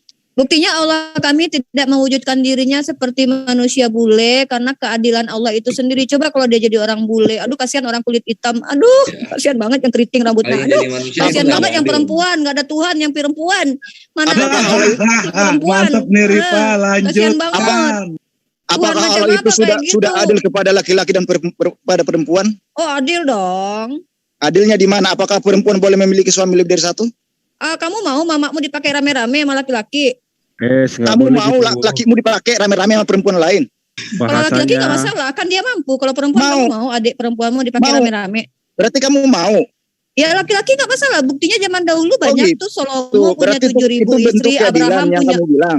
Loh, sekarang gini adil, gini. Menurut kamu, Salomo melakukan kamu itu boleh? bukan atas kehendak dari Allah sendiri, tetapi kehendak dari manusia itu sendiri. Iya, emang tapi semuanya kehendak manusia itu poligami kehendak manusia. Hanya pada Yunani dan Romawi itu yang kamu mempunyai rumus istrinya 4 monogami. loh. Yakub istrinya 4 Bukan loh ya. budaya nabi-nabi yang lain yang punya rumus monogami. Yakub istrinya 4 loh ya. Betul. Tapi itu bukan atas keinginan dari Allah sendiri. Iya, monogami itu adalah keinginan dari pagan Romawi dan Yunani. Ya. Bukan dari budaya-budaya lain. Kalau di dalam Muslim itu keinginan Allah sendiri yang berkehendak boleh mengizinkan memiliki istri lebih dari satu. Buka aja, suruh buka dia, suruh buka dia di Hosea 4. Pagan Romawi dan Yunani dijadikan kesucian oleh kekristenan. Ya, Hosea 1 ayat 2 dong, Captain dibuka dong. Padahal Allah itu sudah menciptakan satu laki-laki dan satu perempuan sebagai bentuk keadilan. Mana ada Tuhan lu nyiptain cewek 2. Kejadian 1 nomor 27 sama kejadian 2 nomor 22. Udah jelas. Allah menciptakan satu laki-laki dan satu perempuan. Iya, itu Tuhan kami. Tuhan lu nyiptain cewek 2 buat Adam. Bersundal aja kamu boleh kok halal ya, agama boleh kamu. Itu bersundal itu di Hosea itu 4:14. boleh. Ini fitnah apa lagi? Kamu nih, bebas, Mas kamu Ferry? kamu boleh pakai itu. Coba kamu baca tuh Hosea Ini kok 4:14. ada Coba dulu sih. Baca Coba dulu, nggak usah banyak ngomong. Bacalah dulu. Hosea 4:14. Hosea chapter 4 ya ayat 14. Bacalah itu. Kenapa Jangan itu? banyak Perjanjian ngomong. lama, Pak. Ya, perjanjian Dulu, lama kamu bukan ketemu di luar nikah. Perjanjian jadi lama itu aturan aduh, lama. tahu. Hosea Ini berapa? giliran nubuat aja pakai Taurat, giliran masalah zina aja kamu tinggalin. Iyalah. Hosea Ikhwah, berapa? ikhwah, Hosea mereka berapa? nggak punya zina, ikhwah, mereka nggak punya hukum zina. Dalam keimanan kekristenan, Yesus zina itu diperbolehkan. penganut Hosea Taurat. berapa? Hosea berapa? Hosea 4 ayat 14 kamu baca itu. Penjual Itu tidak dapat martabak, disanggah tenang itu Pinter Hosea. kamu tuh. jinnya Coba tenang kamu dulu baca itu. jinnya ya. Perjanjian baru kan perjanjiannya sudah Ya udahlah, baca dulu lah, baru. udahlah. Giliran masalah kejadian ayat 1 katanya kitab kamu. Itu tahu Pak? Jangan comot seenak perut udel Itu kamu aja ayat tentang kitab menyatakan kamu. perbuatan yang menentang iman. Biar Kamu baca lah dari atas sampai ini, ke bawah. yang 14 itu. Ya. Baca dulu. Bacalah makanya dari atas sampai ke bawah. Jangan kau comot satu ayat biar kamu paham. Kamu Jangan baca begoder dulu, jadinya. bacalah dulu, biar pintar sedikit lah. Pak Richard, mereka memahami Itulah Alkitab namanya. itu mencari Ya, celahnya. berbuat. Hanya melanggar iman. Itu bukan Biar Anda paham. Baca dari ayat pertama dari atas ke bawah. Jangan kau comot-comot bos. Biar kau pintar. Baca dulu lah. Kan kitab kau tuh. Katanya kamu mau Udah nginjilin saya kami. baca. Kami gimana mau baca kalau kamu nggak pernah baca? Bacalah. Udah saya baca. Mana coba dibaca? Aku belum dengar. Tidak ada yang salah di situ. Apa yang belum nggak salah? Kan yang Aku kamu tidak akan yang menghukum kamu anak-anak comot kan di sini, perempuanmu kan? sekalipun mereka berzina atau menantu-menantumu perempuan sekalipun mereka bersundal. Sebab Iya. mereka sendiri mengasingkan diri bersama dengan perempuan-perempuan sundal dan mempersembahkan korban bersama-sama dengan sundal dan bakti dan nama- umat yang tidak berpengertian akan runtuh. Betul, itulah perbuatan yang melanggar Sundal iman. itu Makanya baca dari diampuni oleh Tuhan atas. Anda. Wow. Itu penjelasan. Kan kau ini berzina, Anda hai paham Israel, nggak? jangan Yahudi dulu bersalah. Gitu. Oke. Oke, kita Oke. teman-teman. Saya boleh bertanya? Teman-teman. Iya, sip, Burunda silakan dibuka mute-nya. Burunda? Mute-nya dulu Burunda. Oke, kita berbicara mengenai moral dan kemudian sahabat mengaitkan dengan poligami. Saya boleh bertanya enggak kepada semua sahabat yang ada di sini? Yesus itu adalah Tuhan yang sudah dinubuatkan akan lahir di atas muka bumi. Menurut perspektif sahabat Kristen. Saya boleh tanya dong. Yesus itu berasal dari keturunan istri keberapanya Daud. Silakan.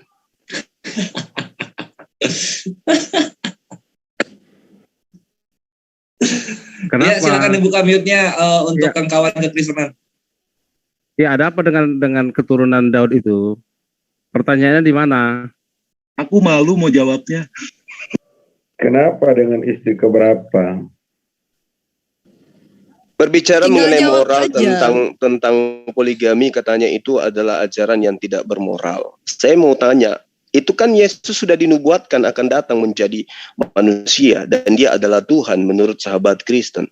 Saya ingin tahu, ya, Yesus itu berasal dari keturunan dari istri keberapanya Daud. Silakan. Istri pertamanya Daud adalah anaknya Saul.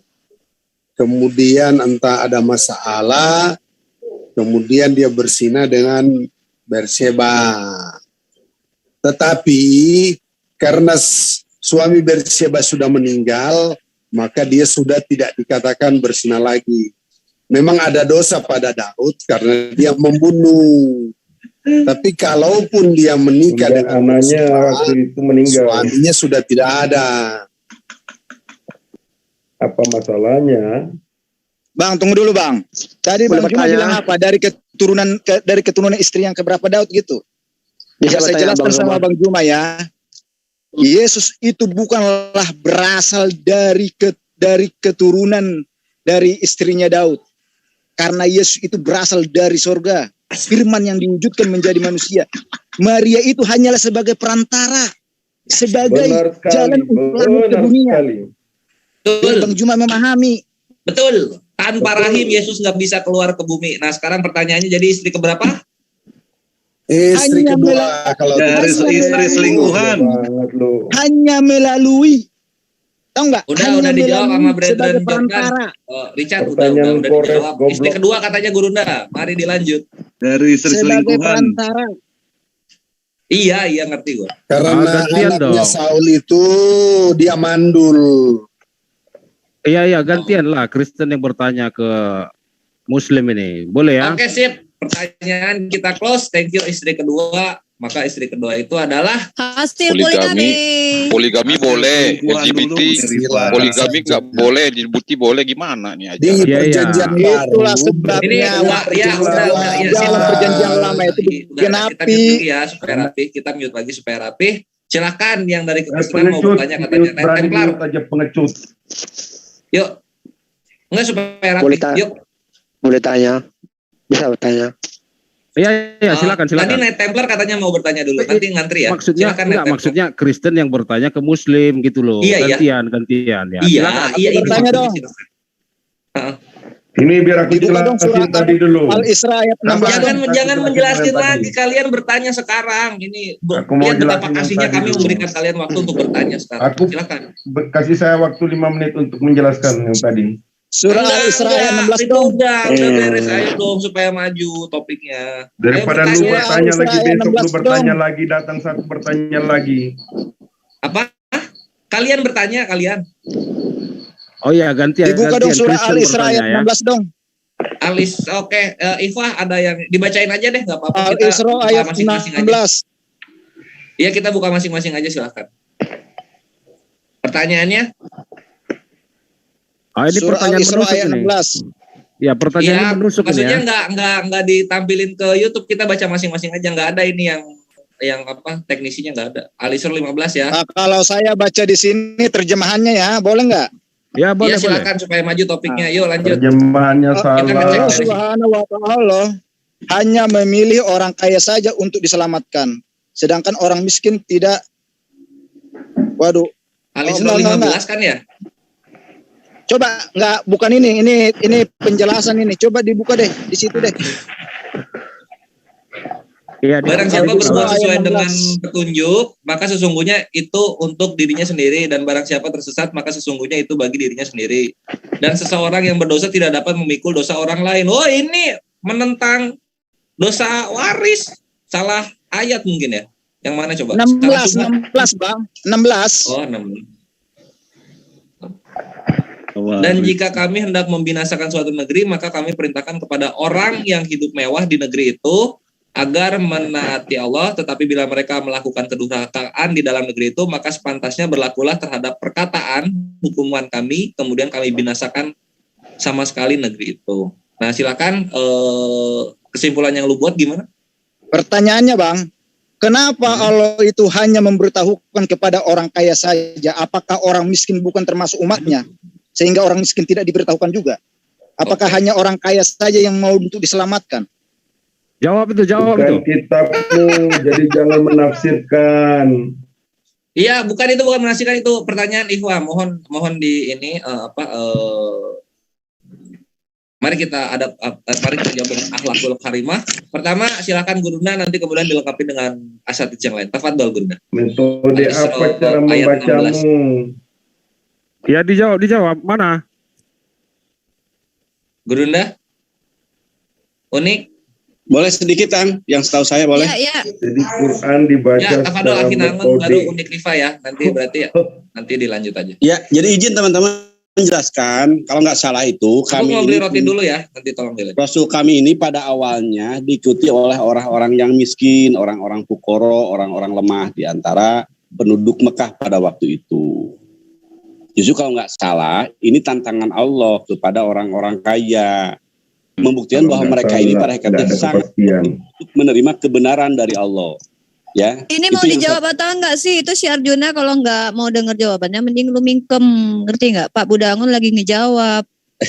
Kita lagi nyoba buat punya akhlak. Kalau lu nggak bisa melihat akhlak kita yang baik karena lu nggak pada dasarnya nggak pernah punya akhlak, keluar aja udah gampang. Iya, ditahan dulu jinnya, Bu. Dilanjut. Ya, itu juga lu kalau jinnya Tantu Roh Kudus kalian tolong Arjuna itu ditahan ya, ya. Iya, mana lanjut lah. Jawab dulu karena gini loh. Karena itu Pak Budangon lagi ngejawab, kalian dari tadi gangguin, biarkan Pak Budangon ngejawab karena setiap orang bicara kalau diganggu akan mau dibinasakan. Ya dengar dulu Pak Budangon lagi ngejawab. Lu kalau orang kaya yang ditunjuk sebagai umatnya. Bro Juna, biarkan mereka menjawab Bro Juna. Bro Juna, biarkan mereka menjawab. Uni. Biarin. Karena apa? Penyembah itu adalah orang kesurupan jin. Udah biarin aja, Un. Iya. Ya lanjut. Mana? Lanjut Pak Budangon. Siap. Saya lihat dulu Mas Tin udah dibuka belum mute-nya. Saya track ternyata enggak.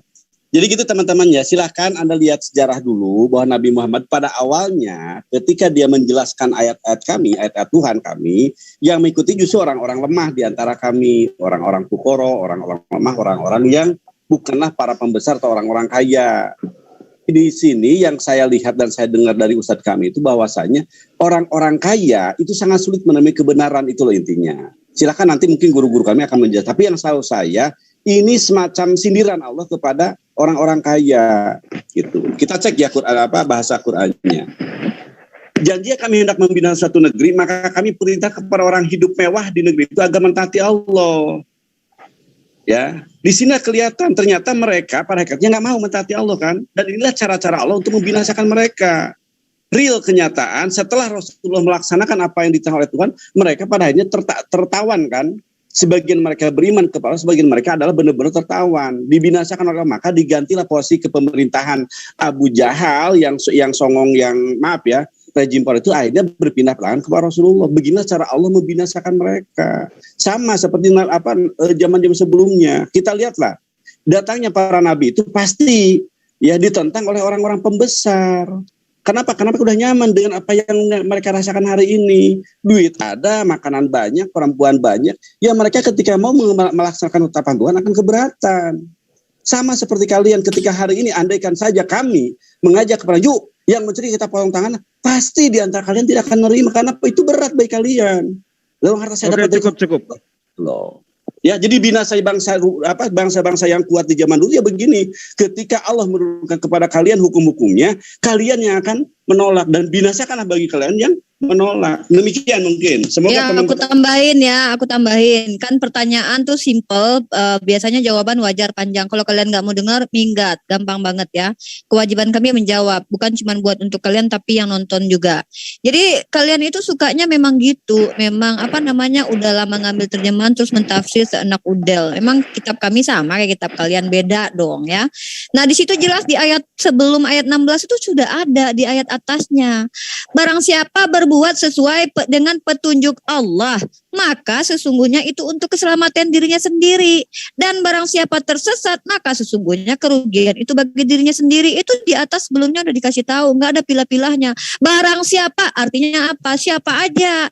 Nah lalu di ayat 16-nya, ini perkara ketika Allah hendak menghancurkan, membinasakan suatu negeri, coy. Ya, dan jika kami hendak membinasakan suatu negeri, ini ada asbab. Kalau negeri itu mau dihancurkan, maka orang kayanya itu yang menjadi patokan, diperintahkan untuk dekat kepada Allah karena susahnya mereka. Sebagai bukti bahwa negeri itu layak untuk dihancurkan, rata-rata orang kaya akan menolak untuk mengikuti perintah Allah. Contoh seperti di kitab kalian, orang kaya jualah harta, berikanlah kepada orang miskin. Emang ada yang mampu kayak gitu?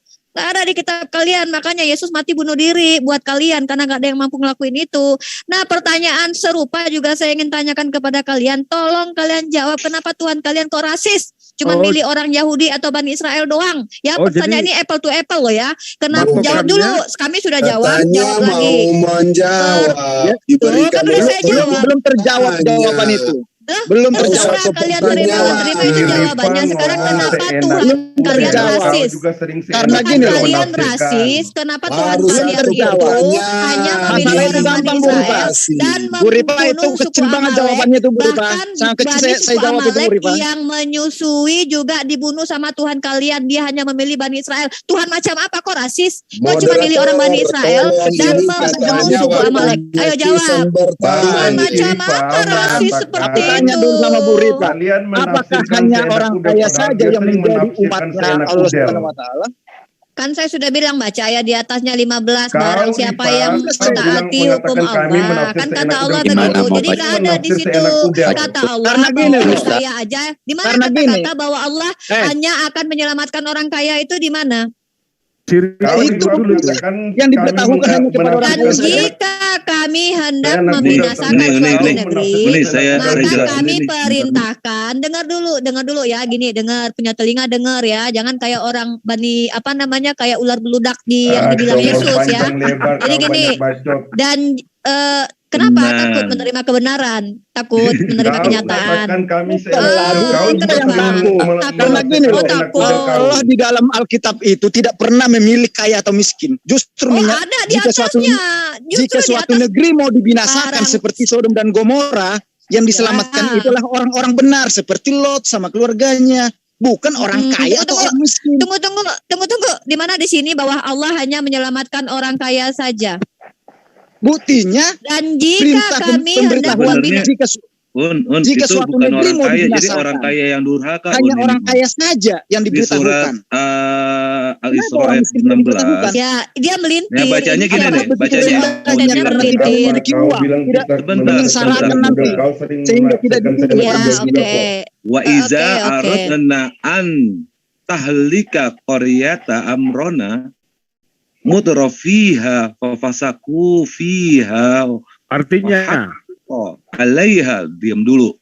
Qaulu fadammarnaha tadmira. artinya Jika kami aradna menghendaki untuk membinasakan an-nuhlikas qaryata, tentang suatu negeri di antara qaryata kaum kamu, kami perintahkan orang-orang yang hidup mewah di negeri itu agar menaati Allah.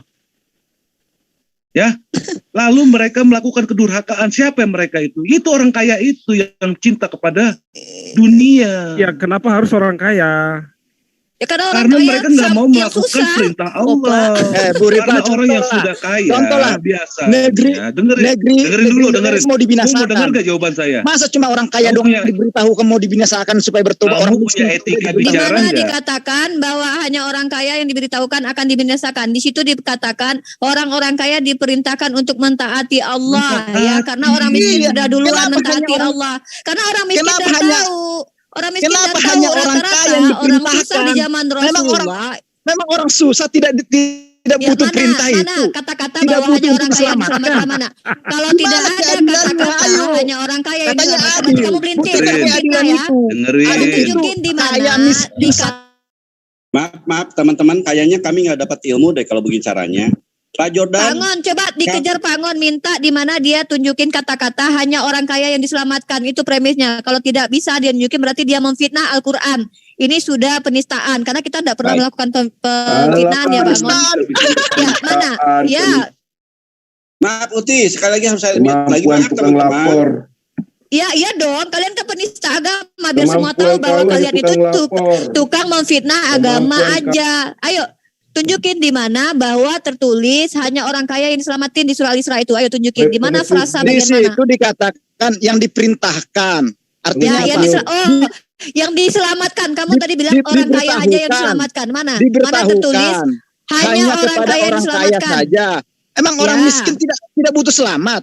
Emang orang miskin Ya, berbeda di iya, hadapan oke. Allah. Saya sudah jawab di Mana atas bukti bahwa keadilan itu? Katanya maha adil.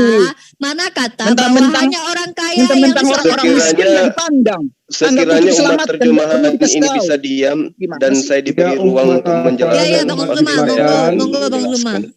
Tolong dong di mute itu si Arjuna Iya. itu kayaknya nggak ada manfaatnya itu. Kau juga bilang tadi Cirikat minta, aja itu hanya yang mampu Izin mute semuanya, silakan Gurunda untuk menyampaikan. Maaf teman-teman ya, kalian bertanya izin kami menjawab. Diam semuanya. Tolong ini jawaban kami. Silakan Ustaz.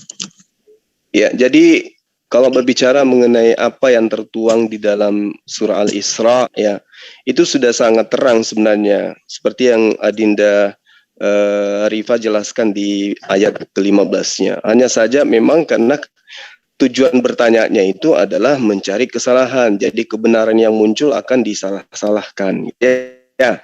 Nah, kita masuk ke dalam original teks. Karena kita ini bukan umat terjemah. Ya kan? Meskipun kita tidak menghafal ayat ini, paling tidak kita bisa mengerti dari original teksnya, maksud dan makna yang terkandung di dalamnya.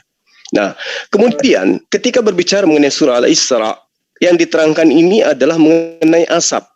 Kepada siapa? Pembesar, kepada penguasa yang durhaka. Nah, di sini diterangkan mutrafiha, pembesar, fafasakhu fiha, yang durhaka. Mufraf, matarafun, itu jelas adalah kaum yang tersesat. Yang mana di dalamnya itu ada pembesar yang bergelimang harta dan hobinya berfoya-foya.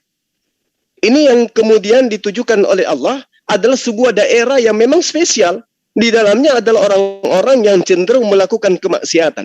Bukan secara umum. Kenapa saya katakan seperti itu? Karena di dalamnya Allah menerangkan fahaq alaiha al-qaul. Nah, ketika diterangkan seperti itu berarti ini ditujukan kepada sebuah wilayah di mana wilayah ini memang harus dihancurkan sehancur-hancurnya. Kenapa? Karena di dalamnya itu berisi orang-orang yang ingkar terhadap perintah Tuhan. Mau dia miskin, mau dia kaya, mau dia dermawan, mau dia sebagai orang yang paling top di dalamnya, semua itu adalah orang yang melakukan kemaksiatan. Nah, pertama yang harus dipahami adalah kata qarha, yang artinya perkampungan atau bangsa. Kata ini itu menunjukkan ruang tertentu, daerah atau negeri tertentu, tidak bias, tidak umum, bukan seperti apa yang diterangkan di dalam pemahaman kitabnya teman-teman Kristen, bukan.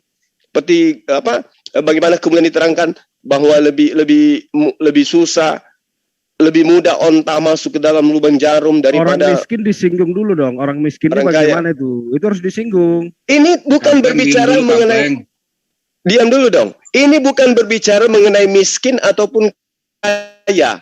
Kenapa dikatakan orang-orang yang banyak harta di sini?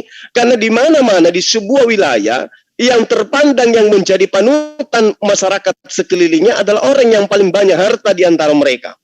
Nah, ini dikatakan di dalam ayat ini Korea merujuk kepada sebuah perkampungan di mana di dalamnya mau miskin, mau kaya, semuanya. Ya, setelah datang kepadanya kebenaran, mereka ingkar dan lebih suka terhadap kepada maksiatan. Jadi yang diterangkan ini adalah daerah khusus, negeri tertentu, tidak bias, bukan umum, bukan menyeru kepada Indonesia. Oh, Indonesia yang diperingatkan cuma orang kayanya saja, padahal ada orang miskin yang lebih taat beribadah. Ini tidak. Ini miskin kaya semuanya ingkar dan gemar maksiat. Jadi asap yang menimpa pada suatu daerah yang diterangkan dalam ayat ini pasti terkait dengan kesalahan pembesar negeri yang ada di situ dan diimankan dan diaminkan oleh para penduduknya, orang-orang yang hidup sesama dengan dirinya. Nah, itu yang pertama. Yang kedua, ini kitab saya. Ini Al-Quran, ini original teks. Anda tidak bisa memahaminya dengan konsep kebencian, nggak bisa. Saya menanya dengan kata per kata. Ini kitab saya. Ketika kami mengatakan Bang Juma bisa menafsirkan kitab kami. Bang Juma, tapi di situ kan tidak dikatakan Bang Juma. Kitab kami itu bisa enggak Anda menjelaskan kepada saya mengenai kitab Anda dengan original teks dan makna yang terkandung di dalamnya menggunakan tafsir bahasa Yunani? Bisa enggak? Kalau bisa saya tanya nih. Oke, baik. Oke, saya tanya ya, benar ya? Jangan dulu lari, itu pertanyaannya itu diselesaikan. Makanya kalau kamu bertanya, kepada kami untuk menjelaskan. Ya, karena jangan sampai ketika saya tanya dengan perspektif ilmu yang sama terhadap kitabmu, kamu mengatakan jangan dulu, karena takut. Karena saya yakin Anda tidak mengerti original teks. Bertanyalah sesuai dengan bahasa Indonesia, sesuai dengan Alkitab yang ada. Kalau mau bertanya bahasa Ibrani, bahasa ini bertanya. Dengar. Anda sedang bertanya menggunakan bahasa terjemah yang Anda pahami berdasarkan pemahaman pribadi Anda, betul? Begini Bang Juma. Betul nggak? Begini Bang Juma. Begini benar nggak bahwa Anda bertanya itu adalah perspektif pemahaman pribadi Anda? Saya selalu bertanya kepada Bang Juma dan pertanyaan saya selalu langsung membuat Bang Juma pusing, langsung tiba-tiba Bang Juma selalu mengatakan pusingnya di mana? Anda harus memahami pusingnya di mana? Pusingnya di mana? Pusingnya di mana? Semua terjemahan yang dilakukan oleh ulama-ulama kalian sebelumnya itu seakan-akan itu salah semua. Oke, begini. Itu yang menjadi Saya kasih pertanyaan perumpamaan dalam diri kepada saya. Anda yang otaknya nggak berfungsi dengan baik. Coba terangkan kepada saya menyebut satu kata apel. Saya menyebut satu kata apel. Coba uraikan kata apel itu apa, coba. Silakan. Apel adalah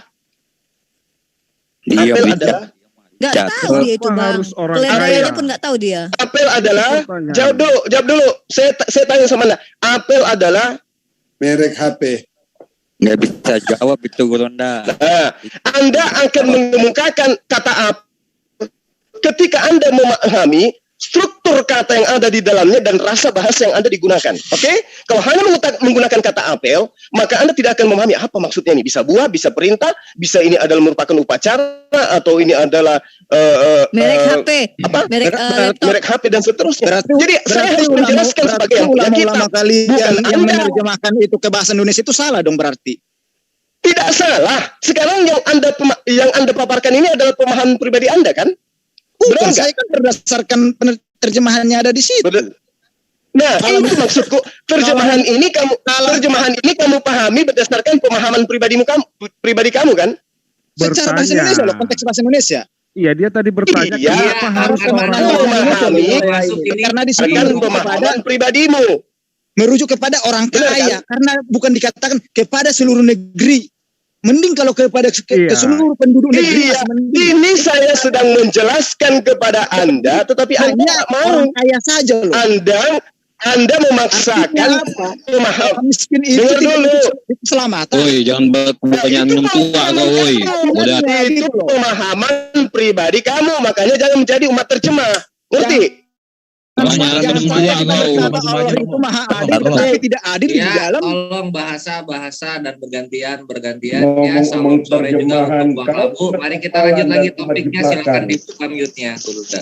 Ya, Arjuna kenapa jangan patokannya muter-muter. harus orang Boleh kaya? ditanya. Kenapa boleh?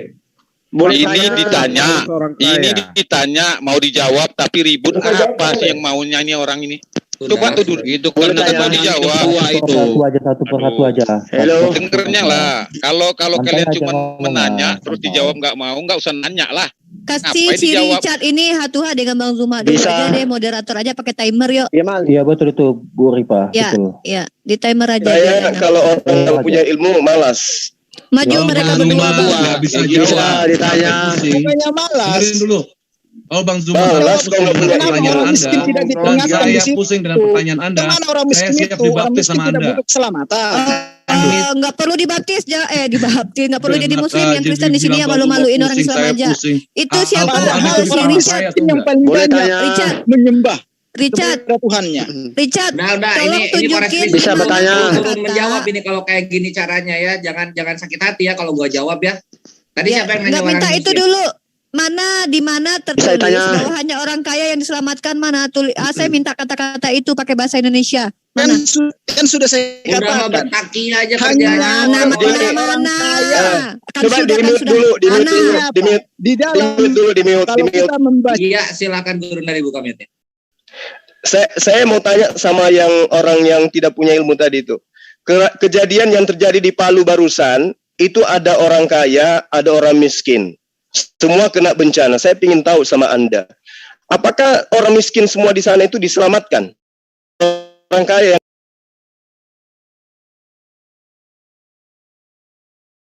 Loh, yang nge-mute Gurunda siapa? Gurunda, di ke-mute Gurunda itu. Tafadhol, lanjut. Iya, saya ingin tahu dari otaknya dia. Ini kan dia memahami terjemahan Quran berdasarkan pemahaman pribadinya dia. Saya ingin tahu kejadian di Palu yang bencana kemarin, itu Allah memberi azab, itu hanya kena kepada orang kaya atau kepada orang miskin juga? kepada semua Atau penduduk di situ. Nah itu dia. Terus apa yang kau salahkan dengan ayat ini? Terus kenapa Sementara hanya diperingatkan kepada hanya orang kaya saja? Supaya Loh, mereka bukannya peringatan kepada seluruh manusia. Emang orang miskin tidak ada yang Bukannya tidak peringatan berbuat kepada baik. seluruh manusia. Kamu lupa baca ayat 15-nya. Kamu nggak mau baca ayat 15-nya. Silakan Atau baca. kamu memang, silakan baca nomor Silakan ayat baca. 15-nya. Silakan baca. Kamu kayak Yohanes juga rupanya ya. So tahu Al-Quran silakan tetapi aja hanya menggunakan pemahaman pribadi. Itu pemahaman pribadi kamu kan? Bukan. Nggak berdasar kepada ilmu disiplin Al-Quran kan? Lalu dapat Secara dari mana umum, ilmunya? ilmu tafsir. secara Nenekmu umum dari kiper, umum dari mana? Indonesia. Umum Dan dari berlaku mana? secara Umum dari internasional. mana? Nenekmu yang keberapa yang ajarkan kau memahami Quran dengan cara seperti itu? Aduh, bahasanya. Oh, nggak apa-apa. Orang kayak begini, dia bahasa Indonesia di situ. Tanya tentang Al-Quran, dijelaskan, tapi dia lebih tahu. Sekarang kau bacakan saya dulu, bacakan aja dulu original teksnya, coba. Saya ingin dengar. Nah, ayo silakan. Udah dijawab aja. Kenapa harus orang kaya? Ya kalau dijawab juga percuma ya. Kenapa Menggonggong kayak anjing kalau dijawab ya percuma. Mending kamu yang baca ayatnya. Kamulah yang jelaskan kepada saya, silakan. Iya, lucu. Tapi ingat, ketika kamu menjelaskan, kamu harus menjelaskan menggunakan pendekatan bahasa Quran, jangan bahasa gereja. Kasihan banget orang miskin tidak diberitahukan. Memang orang miskin itu tidak butuh selamat. Ya mana Karena- dalilnya? Orang miskin Sebentar. tak diberitahukan mana? Karena yang tertulis itu kan orang kaya, yang ditulis saya jelaskan kan itu. orang kaya. Ya, Jadi Ustaz kenapa Tata. harus berpatokan kepada orang kaya gitu loh? Itu Ya, diterangkan. dengar ya, dengar Ustaz Tata ya, diam dulu ya. Jadi itu intinya gini ya, kan di situ kan negeri di situ pemimpin orang-orang yang kaya itu durhaka. Makanya Allah di sini, dan jika kami hendak membinasakan suatu negeri di situ yang dolim para pemimpinnya, maka kami perintahkan kepada orang-orang yang hidup mewah di negeri itu, yakni orang-orang kaya yang dimaksud para pemimpinnya. Ini Allah mengutus utusan disuruh taat mereka ini kepada Allah. Ternyata mereka itu tidak mau taat. Akhirnya ya udah diazab gitu loh. Anda kan taat ya enggak gitu. Cuma gitu, itu apanya enggak mengerti. Berarti orang kaya nggak ada yang ini ya, yang taat. Nah, di sini kan mereka itu melanggar. Lalu Allah Memang lucu ini, memang lucu. Harus memerintahkan, ibaratkan gini, perintahkan wahai utusan kepada orang-orang ini, pemimpin-pemimpin ini, suruh taat kepadaku. Kalau mereka taat, ya sudah, berarti aman. Kalau tidak, ya oleh Allah diazab gitu loh. Ternyata mereka tidak taat kepada Rasul itu, ya sudah, akhirnya Ya oke lah dibinasakan. kalau begitu. Ya oke. Oke, lah. gantian begini Ustaz loh, Bang. Tata. Di kitab Bang. kalian orang kaya nggak ada yang Karena bisa begini masuk loh, surga Bang. loh. Karena di Tunggu dalam dulu, di kitab kalian tidak ada satupun orang kaya yang masuk surga. Itu susah seperti domba atau unta masuk ke lubang jarum. Nggak mungkin bisa kayak gitu. Coba, kenapa Tuhan kalian malah nggak mampu memasukkan orang kaya? Kata Yesus, juallah seluruh harta kalian, kasih orang miskin, baru bisa masuk surga. Gimana itu? Berarti kalian supaya orang kaya itu bisa sadar, supaya dia mau berbagi kepada sesamanya. Ya bisa nggak? Bisa nggak? Orang kaya yang seluruhnya banyak, menjual orang Kristen hartanya. banyak yang Mana mau coba berbagi. tunjukin orang Kristen. Aku mau nambahin Ustaz Tata. Banyak Jadi, buktinya orang ini Kristen ya, kalau Orang bangun kaya gereja. yang menjual semua hartanya mengasih orang miskin. Mana yang udah viral? Iya. Mana yang udah Ini viral? Buktinya mau apa? nambahin Buktinya dulu ini. orang Masih Kristen ditulis itu bangun gereja itu tidak Mana yang malah orang kaya? kelebihan Ya, duit. sini, Pak. Ntar tunggu semua ya. Ini siapa? Gak mampu Richard. jawab kalian. Richard, lu ngomong soal mana di sini di Al-Isra 16 dikasih keselamatan tuh di mana? Ini azab ditimpakan melalui orang-orang kaya oleh Allah Azza wa Jalla itu. Kenapa? Karena orang-orang kaya yang hidupnya mewah-mewah itu tentunya selalu mempunyai pemegang kekuasaan. Udah Ini diterima tadi, kenyataannya. nggak ada. Bisa nggak lu terima kenyataan? Sedangkan untuk orang-orang miskin, Allah Azza wa Jalla memerintahkan kami untuk mengurusi mereka. Mereka punya hak dari semua harta yang kami miliki untuk orang-orang yang berkecukupan. Kalian bisa kayak gitu nggak? Ada Yesus nyuruh kayak gitu nggak? Ajab, bentar. Ajab ditimpakan melalui orang-orang kaya. Iya, iya. Ngeri kali. Coba diulangi iya. lagi. Ya iyalah, faktanya Yesus saja tak mampu memasukkan Susah orang kaya dalam ngomong surga. sama Mungkin lupa gitu jangan ketika banyak tahu tua pejabat hewan Masuk di otak kau itu. mempunyai kekayaan dipegang oleh orang-orang terhitung di masa zaman-zaman Mana ada Yesus nyuruh minum tua. Susah kok ngomong Ya. bahasa manusia ke binatang ini susah. Waktu Allah membinasakan suatu negeri sudah dicontohkan oleh Allah sendiri dalam perjanjian Ini kan dikasih lama. azab bukan keselamatan. Lu tak ya Korintus Itu itu. Ngomong apa lagi lu? waktu pemusnahan Sodom dan Gomora yang dimusnahkan siapa? Banyak Yang minum tua dimusnahkan itu kok jabat. homo. Yang diselamatkan. Itu yang dimusnahkan homo. Bukan orang kaya, Jabat, bukan kok banyak orang minum tua kok jabat. Woi Ripa nggak usah ngomong dulu tua aja kok jabat. Ini orang keturunan kambing mau ngomong, nggak usah ngomong dulu biar yang keturunan Kebanyakan kambing minum ngomong. tua Oh kok iya, jabat. kan dia kakaknya kambing katanya kan. Apalagi Dia kan coba? kakaknya Apa coba? kambing. Gimana tadi bilang. coba? Kebanyakan Di minum sini tua. bisa nggak dapat Jadi nggak logikanya? nyambung otaknya. Biarin kambing-kambing domba-dombain yang bicara dulu. Kita denger aja. Aduh, ini yang ngomong banyak banget. Tar dulu Jabat lah. kebanyakan minum tua. Udah Nggak nyambung Mana orang otaknya. miskin itu? Orang miskin nggak butuh selamat itu. Orang miskin itu ada ayatnya di tempat lain nih. Ini ayatnya nih, ada Bisa nih. pakai original tag mereka Slayer. Ini ayatnya ada di tempat lain di surah yang sama. 141 Adzariyat ayat 25. Mau apa lagi lu? Ar-Rum ayat 39. Itu di situ kami disuruh untuk mengurusi orang-orang yang miskin. Iya, itu untuk mengurusi orang-orang miskin, tetapi untuk membinasakan suatu negeri itu hanya orang kaya loh yang diberitahukan. Yang mana yang disuruh ngurus suatu negeri? Ini azab melalui orang kaya. Gimana caranya ngasih azab negara melalui orang miskin tuh gimana caranya? Makanya kau jabat jangan banyak minum tua. Udah Walabu diam dulu biar kita kasih kores. Hanya orang kaya. Orang miskin tidak diberitahukan, tidak dipandang karena nggak punya duit. Azab untuk sebuah wilayah, kenapa emang? Jabat. Contoh seperti halnya seperti ini, Bang. Contoh seperti ini. Kenapa kalau umat muslim itu ibarat yang diwajibkan itu pergi haji itu hanya orang kaya? Kenapa orang miskin tidak semua umat diwajibkan? Yang mampu. Bukan orang kaya. Itulah. Orang mampu kan memberikan tabungan haji supaya orang-orang miskin bisa mampu akhirnya ke orang mampu itu kan berarti orang berduit. Contoh orang yang menerjemahkan bahasa dalam bahasanya seenaknya, udelnya aja. Untuk orang tidak berduit tidak diwajibkan kan? Dimasukin dulu ya. Ya nggak diwajibkan. Itu kan Allah sayang kepada kami umat Islam. Padahal haknya dia kasihan banget. Ya berarti kan tidak memaksakan orang miskin harus pergi ke Mekah kan? Kalau Tuhan kalian mengatakan tidak mudah bagi orang kaya masuk ke dalam surga. Artinya orang kaya itu nggak ada yang masuk surga di kitab kalian. Nah harus jual dulu seluruh harta. Di mana? Coba tunjukkan. Coba tunjukkan di mana ayatnya. Tidak mudah bagi orang. Tidak ada orang kaya masuk surga. Oke, aku kasih ayatnya ya. Aku kasih ayatnya. Oke. Aku kasih ayatnya. Kok dijawab mengenai apa yang aku kasih ayatnya dulu ya. Matius 19 Uni. Matius 19 ayat 12. Kita kasih ayatnya.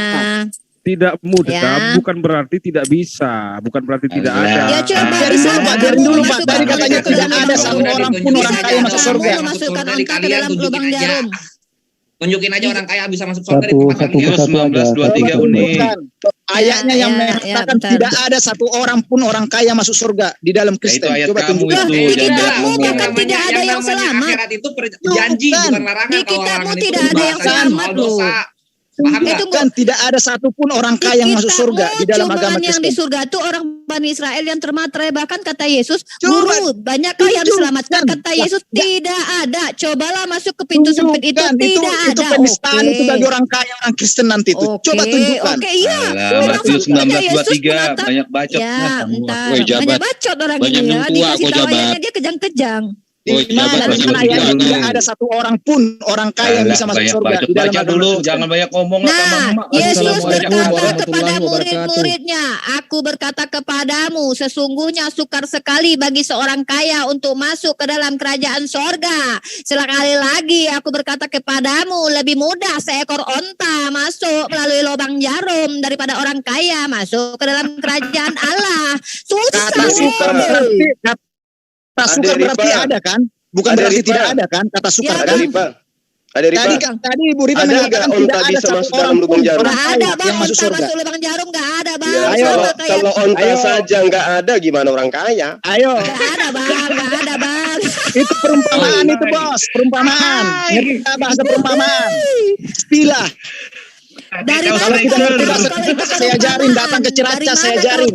Siapa tata cara yang bahasa tahu? memang bahasa Indonesia. Yesus ngasih tahu. Kapan Yesus ngajarkan kalau itu perumpamaan? Ini bukan perumpamaan. Kapan kau jumpa Yesus? Kau tunjukkan sama kami sini. Kapan Yesus pakai bahasa Indonesia? Kau tunjukkan. Betul. Mau tunjukkan. Datang kau ke sini biar penuhi kau Roh Kudus. Biar kau ngomong sama Yesus tahu. Kau punya Roh Kudus aja kayak hantu blau. Masa kau pula ngajak-ngajak Roh Kudus? Kau aja yang aku punya Roh Kudus kayak hantu blau gitu. Itu tadi orang miskin, gimana orang miskin itu nggak diselamatkan itu di Al-Isra itu. Mana tertulis bahwa orang miskin tak terselamatkan? Ku minta bahasa Indonesia aja sama itu, kau. Kasihan banget itu. Tidak diberitahukan mau suatu negeri mau dibinasakan. Mentang-mentang orang miskin tak punya duit, tidak dipandang oleh Allah Subhanahu wa taala. Maaf teman-teman, Saya harus banyak sekali lagi. Kami ingin belajar Sekarang kepada aja deh, kalian. coba lihat di Alisro 17 dong. Ikhwah, coba tolong ditunjukin. Ini kita lihat. Miring bos, orang miskin tidak dipandang oleh sang Coba dibuka Alisro pencipta. 17 coba. Ada nggak orang kaya Hanya orang kaya saja yang mau diselamatkan. Nggak ada, Nah, coba ada yang masuk surga. Cerita orang miskin itu. Alisro ayat. Bagaimana Assalamualaikum itu? warahmatullahi wabarakatuh. Pertanggungjawaban keadilan itu bagaimana? Di mana keadilan di situ? Santai aja, santai. Itu selain Ya coba dong Ikhwah ditunjukin dong. Alisro 16 coba kita lihat. itu kalau Orang- paham itu orang Indonesia miskin aja. diperhatikan itu kalau Orang paham. kaya lebih spesial itu jawabannya. Enggak, gini loh. Orang miskin itu kan tidak bersalah. Gitu, ininya apa penafsirannya. Ini keadilannya Richard di situ, bos? ngabeng kemana-mana. Itu gini Seakan-akan Selayan. ini contoh apa ya? Contoh cara mengimani kekristenan ya. Yesus Ya, berarti dibilang kan Tuhan, benar itu. dalilnya nggak ada. Ya Bagaimana inilah. keadilan untuk orang Orang kaya miskin? dibilang selamat, dalilnya kagak tertulis begitu. Buset, parah banget. Memang orang miskin tidak butuh selamat itu, Karena bos. orang kaya lebih Nah spesial. sekarang coba lebih Alisro ayat diutamakan. 17 coba, Alisro ayat 16 coba Banyak dikasih minum lihat. tua aku jabat. Orang miskin ini ya, udah Coba miskin, dibaca coba. tidak diselamatkan lagi. Tidak Mana dimasukkan. ayatnya orang miskin tadi Kalau mau diselamatkan mana? Misalnya ada ayat begitu Jabat. parah yang Richard. Nah sekarang Banyak coba minum dibaca. tua kau. Enggak gitu itu. Coba dibaca. Minum Dan tua jika aku kami hendak jabat. membinasakan suatu negeri, maka kami perintahkan kepada orang yang hidup mewah di negeri itu agar menaati Allah. Tetapi bila mereka melakukan kedurhakaan di dalam negeri itu, maka sepantasnya berlakulah terhadap perkataan hukuman kami. Kemudian kami binasakan sama sekali negeri itu. Mana yang selamat Orang di situ? yang hidup Mana mewah orang ya. miskinnya? Orang Tunggu. yang hidup mewah. Gini, Mana Kevin. orang miskin itu sama-sama dengan orang yang mewah ikut binasa juga. Yang tidak Ya, hidup makanya. mewah itu nggak diperintahkan. Mana jabat. orang hidup mewah? Mana orang hidup mewah hidup di sini? Mana orang hidup mewah nggak kena binasa di situ? Orang tidak hidup kaya mewah itu disuruh tidak menaati diperintahkan untuk perintah bertobat. Allah, yaitu memberi Yang tidak makan hidup mewah orang itu Satu-satu. untuk Halo, hidup. woi. Jangan mau Betul, kita ngikutin opini dari orang-orang binatang. Jangan mau. Iya, Iya betul, emang betul. parah banget udah mah terjemahan Orang bukan kan apa dia habisnya. bilang bilang ada binatang. keselamatan kagak ada Banyak keselamatan. minum kakaknya tua kau kambing jabat. Bagaimana Banyak itu orang minum miskin tua. itu? Jabat. Miskin tidak butuh Banyak minum keselamatan tua. itu. Kebanyakan minum tua kau Katanya jabat. maha adil. Yang minum tua kau jabat. Emang iya Sudah tadi tidak adil Tua kepada dulu kau mabuk kau. Jangan mau Ini bener ya, si Jabat diarahkan tadi ke mengaku. pikiran mereka yang binatang. Jangan. Nyantai aja. Enggak benar. Bang Budi Halo. si Itu Jabat banyak yang minum mengaku tua. orang miskin Jadi nggak kambing. masuk kotanya. Kemudian kami binatang. Halo. Kak. Loh, Yang si diutamakan Jabat yang hanya bilang orang tadi kaya kalau sama kakaknya laki-laki. kambing. Suruh satu-satu Pak. Arjuna, Satu-satu kalau aja marah Pak. sama Urusan Ya. orang Assalamualaikum. kau itu ngomong Santai aja. soal binatang. Pak. Gimana sih? Ayo, buktikan di mana Kalau keadilan di diskusi situ. Temanmu Orang ngomong miskinnya kami mana? binatang. Nggak butuh Kau diselamatkan. ngomongin binatang. Halo. Perempuan nggak butuh keadilan. Itu kok ayat Pak, ayat gampang Halo, kayak nggak gitu. ada sama Pak. sekali orang itu orang kaya nggak ada diselamatkan di situ. Kenapa lu bertakia seperti menyatakan Yesus Tuhan? Nggak ada tertulis Yesus Tuhan. Kenapa Richard seperti itu? Jangan keimanan pagan Romawi dan Yunani dibawakan ke dalam Al-Quran. Mental jauh, my friend. Gitu loh. Oh iya, tunggu aku mau klarifikasi nih biar nggak ada yang salah paham.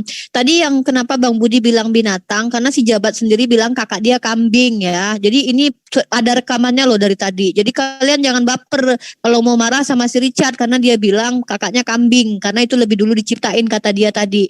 Semua pada dengar kan teman-teman yang ada di sini. Nah, itu aja dari aku. Bye. Saya sedikit. Iya, silahkan Guru. Oke. Udah aman sentosa ini. Jadi ayat ini adalah pelajaran yang sangat baik terhadap umat manusia. Kenapa saya katakan sangat baik? Karena ini bercerita tentang pemuka atau elit sebuah bangsa. Di mana elit sebuah bangsa itu pasti mendapatkan fasilitas, kemudahan, kemudian dalam kehidupan, di dalam berinteraksi, memenuhi kebutuhannya, kemudian mengakses kekuasaan dan harta rakyat untuk kemungkaran atau untuk kebaikan dan seterusnya. Nah, ini yang ditegur di sini adalah pemuka atau elit bangsa. Sehingga ketika sebuah elit bangsa itu menyimpang dari perintah Tuhan, maka yang kena musibah itu bukan orangnya saja, bukan dia saja, tetapi negara yang dipimpinnya. Seorang pemimpin yang zalim di dalam memimpin, tidak memegang amanah, itu akan berimbas kepada apa yang dipimpinnya, kepada rakyatnya. Contoh, Kalau misalnya presiden kita ini melakukan semena-mena, negara ini hancur. Bukan hanya yang kaya, yang miskin juga kena. Inilah ajaran Allah. Sangat mulia Al-Quran itu. Jadi kalau kemudian ada pemimpin yang diberi amanah, elit bangsa yang kemudian diberi kepercayaan, diberi aturan main oleh Tuhan, kemudian mereka melakukan pengingkaran terhadap aturan itu, maka yang hancur bukan cuma pemimpinnya, tapi kehancuran itu menyeluruh kepada bangsa tersebut. Itu satu. Yang kedua, kalau kemudian ada orang yang hanya memahami dan ingin memamerkan isi otaknya yang hanya umat terjemah lalu kemudian memaknai Al-Quran ini dengan pemahaman pribadi, itu karena dia pincang di dalam berilmu. Buta dia, dajjal, cuma satu matanya yang berfungsi, mata hatinya nggak berfungsi. Bagaimana kemudian perintah di dalam kitabnya dia? Ya tumpaslah, jangan kau biarkan yang hidup, apapun yang ada yang bernapas dan bernyawa di dalamnya. Orang miskin tidak dikasih peringatan, orang kaya nggak dikasih peringatan. Sekonyong-konyong, habiskan, tumpaskan, jangan kau biarkan apapun yang bernapas di dalamnya. Muncul kemudian bertanya, si miskin nggak diberitahu, padahal si miskin juga mau selamat. Ya inilah yang saya katakan, berbicara mengenai Quran, ini wahyu langit, kudu harus menggunakan ilmu. Bukan emosi, bukan kebencian ataupun mencari kesalahan. Tanya kepada yang lebih paham. Jadi Al-Quran yang dimaksud di sini adalah perintah Allah datang kepada orang yang hidup, orang yang berpengaruh, orang yang menjadi pemimpin, yang menjadi panutan dalam sebuah bangsa, dalam sebuah wilayah. Ketika diajarkan perintah itu, maka ketika pemimpin ini melaksanakan perintah itu, maka semua orang yang ada di bawah kepemimpinannya pasti taat. Benar nggak? Benar nggak sahabat-sahabat? Seorang pemimpin taat kepada perintah Tuhan, maka bawahannya sampai ke level bawah itu akan taat mencontoh kepada pimpinannya. Begitupun sebaliknya. Ketika pemimpin memberikan contoh yang tidak baik, maka rakyatnya pun akan mencontoh sedemikian rupa. Maka perintahnya jelas. Wa iz aradna. Ketika Allah hendak membinasakan sebuah negeri, maka Allah cukup memerintahkan kepada pemimpin negeri itu untuk melakukan ketaatan kepada Allah. Ketika pemimpin itu taat kepada Allah, maka otomatis orang yang ada di bawah kepemimpinannya juga akan mencontoh kepada pemimpinnya. Itu pemimpin yang baik. Tapi sebaliknya, ketika ada sosok pemimpin yang diberi perintah untuk taat, tapi ingkar, percayalah, rakyatnya pun akan melakukan hal yang sama seperti dengan pimpinannya. Maka wajar kemudian yang menjadi panduan, panutan untuk diberikan sebuah musibah ataupun tidak adalah pemimpinnya. Maka berhati-hatilah memilih pemimpin.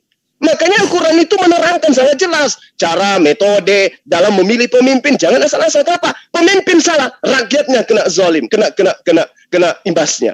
Pemimpin yang baik, imbasnya kepada rakyatnya akan menjadi baik. Itu yang diterapkan dalam Al-Quran.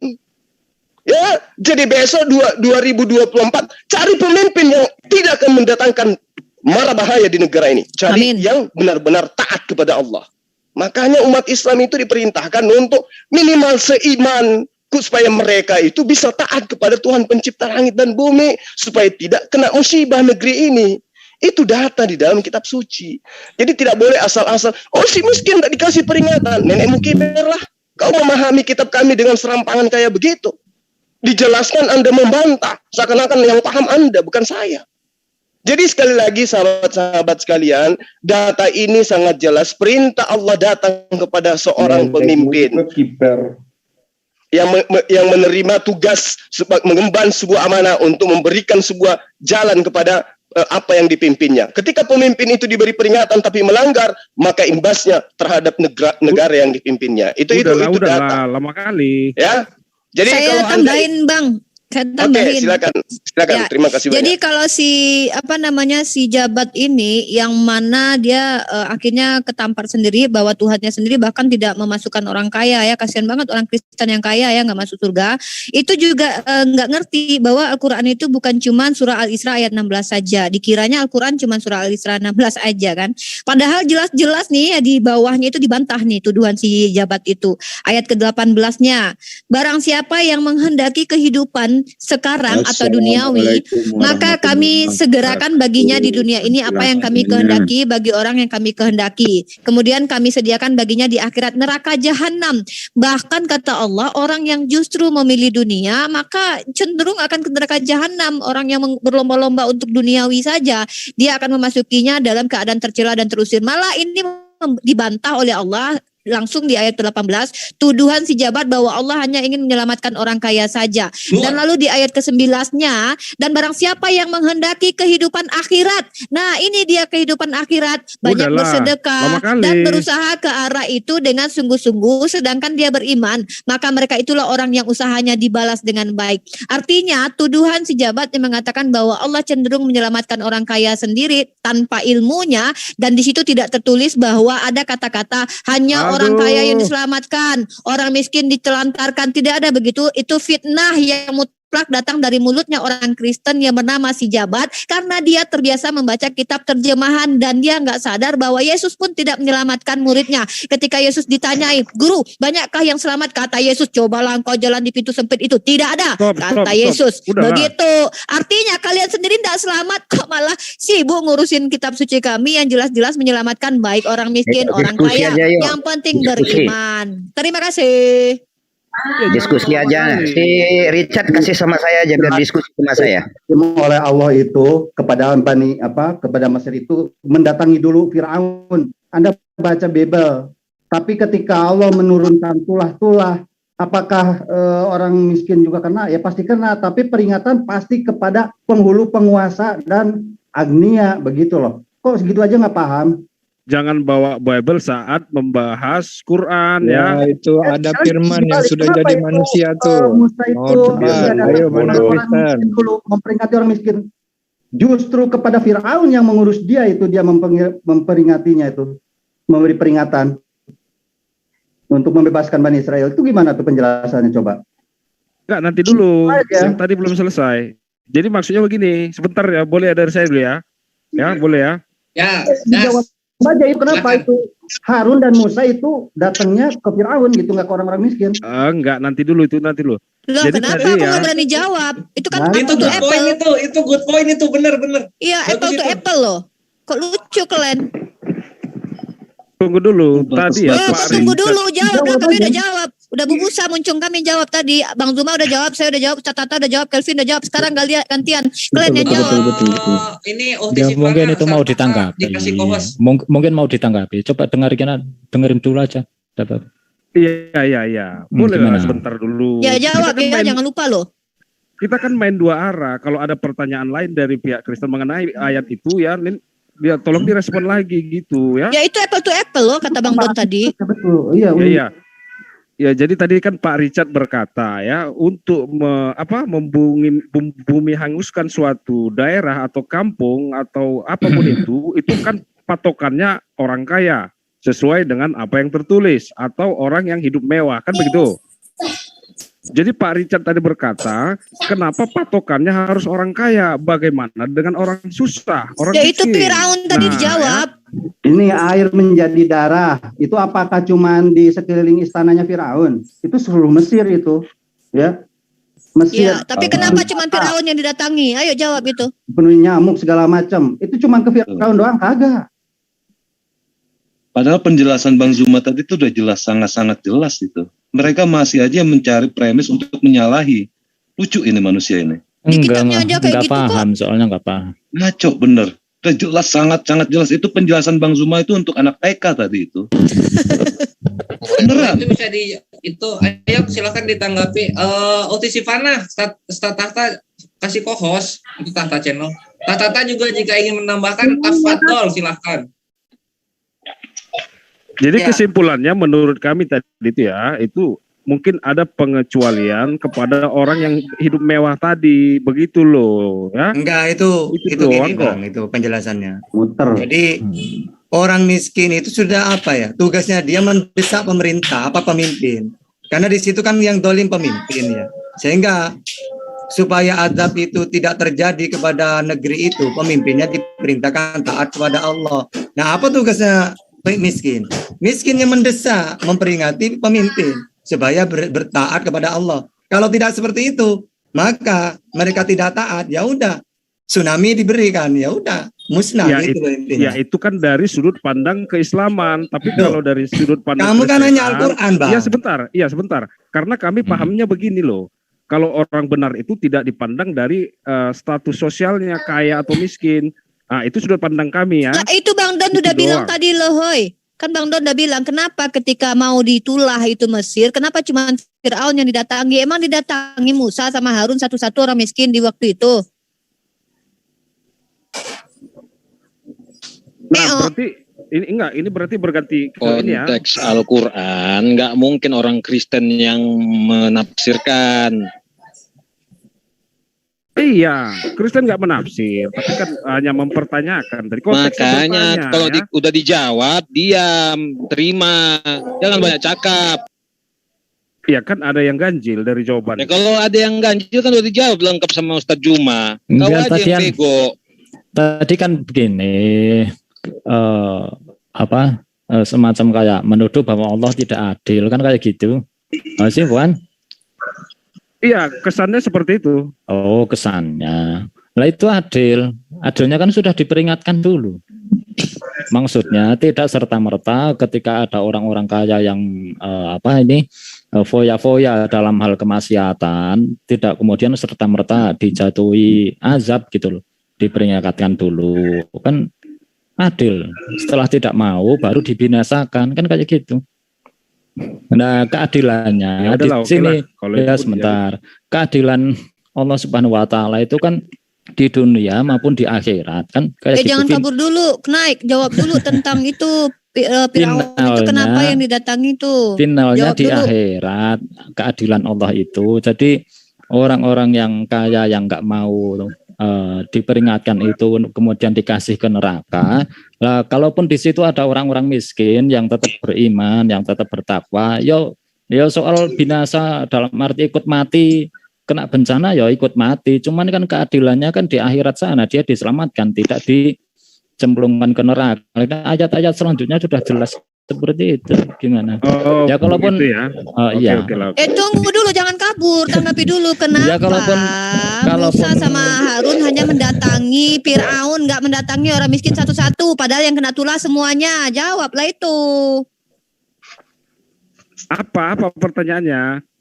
Pertanyaannya tuh berbalik kepada kalian. Di dalam kitab kalian, ketika Tuhan mau memberi tulah kepada orang Mesir dan tulah itu kena semuanya, mau miskin mau kaya, kenapa cuman yang didatangi Musa hanya Fir'aun, bukan setiap orang miskin didatangi satu-satu? Nanti jawaban saya, nanti Islam bisa meniru untuk ayat ini ke depannya, nanti Islam bisa Bilang meniru. aja kau nggak punya jawaban, alasan pula kau kami meniru buat apa? Kami niru kitab kau. Enggak meniru, justru kamu akan meniru jawaban kami Nampak yang kali barusan. nggak ada ilmunya Oten Oh, ini ya. tidak. Tidak meniru. Tidak, jadi karena memang tertulis jika kamu ragu wahai Muhammad, tanyakan ya kepada ahli kitab. Saya ahli Memangnya kitab. kau ahli kitab, Bang? Ahli kitab kau? Ahli kau sama kitab kau, Bang? Ahli mana kau sama aku sama kitab kau? Yuk kita uji. Karena tertulisnya seperti itu ya. Jika kamu Ketawa, ragu, aku mendengarkan kau bicara. Iya, kitab bahasa Indonesia saja kau kadang salah-salah. Ya udah coba Gua lalai. coba dijawab aja masalah tiru meniru. Oke. Aku jamin tertulis nggak di ada yang meniru. hadis dengan jelas itu ya. Jika kamu ragu, Jangan kencing di celana ya. Oke. Ya, soal Ini, hadis itu saya jawab ya. Gini. Al-Quran menceritakan kisah-kisah para nabi. Contohnya, dalam Al-Quran Yesus itu utusan, mempunyai Tuhan yaitu Allah. Nabi, penyampai firman. Oke, saya nanya ke ahli kitab, salah apa benar Quran itu? Coba. Dalam kitab kamu. Bentar, saya mau ketawa dulu nih. Nah kan gitu kan isinya kan. Ketika Allah itu menceritakan kisah-kisah para nabi, coba tanyakan ke ahli kitab. Misalnya, Al-Quran ini menjelaskan dia itu utusan Yesus itu. Nabi, penyampai firman, yaitu mentuhankan Allah. Coba salah nggak Quran itu? Saya nanya ke ahli kitab. Sebelum saya menjawab, Loh, jawab dulu. kata itu benar atau tidak tertulis sesuai hadis. Kok Sebelum enggak saya kau menjawab. jawab? Jawablah pertanyaan Ustaz Tahta. Udah 2 pertanyaan lo, 3 pertanyaan yang enggak kau jawab lo.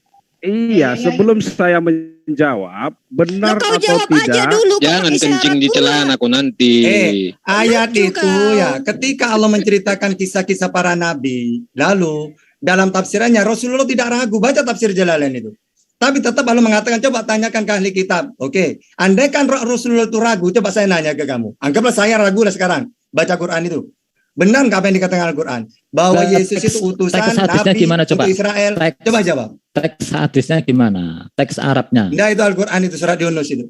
Oh, surat Yunus ayat berapa?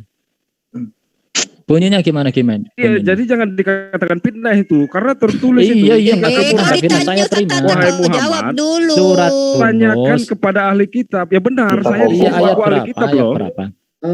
Ini yang muslim jaga akhlak. Thank you. Ayat berapa? Yunus ayat berapa?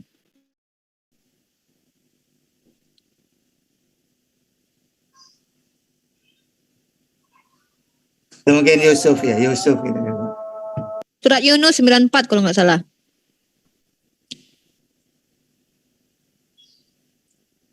Surat Yunus. Iya, enggak, tunggu dulu. Banyak kali dari tadi kau nggak jawab. Gantian lah, Ustadz Tata pun pengen tahu. Dia kan katanya kalau ragu, dia ragu katanya. Ditanya sama kau. Jawablah pertanyaannya. Kau lari-lari kau. Bang. Itulah, kencing-kencing aku di celana.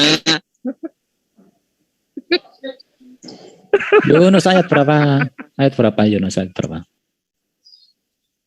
95 kalau nggak salah.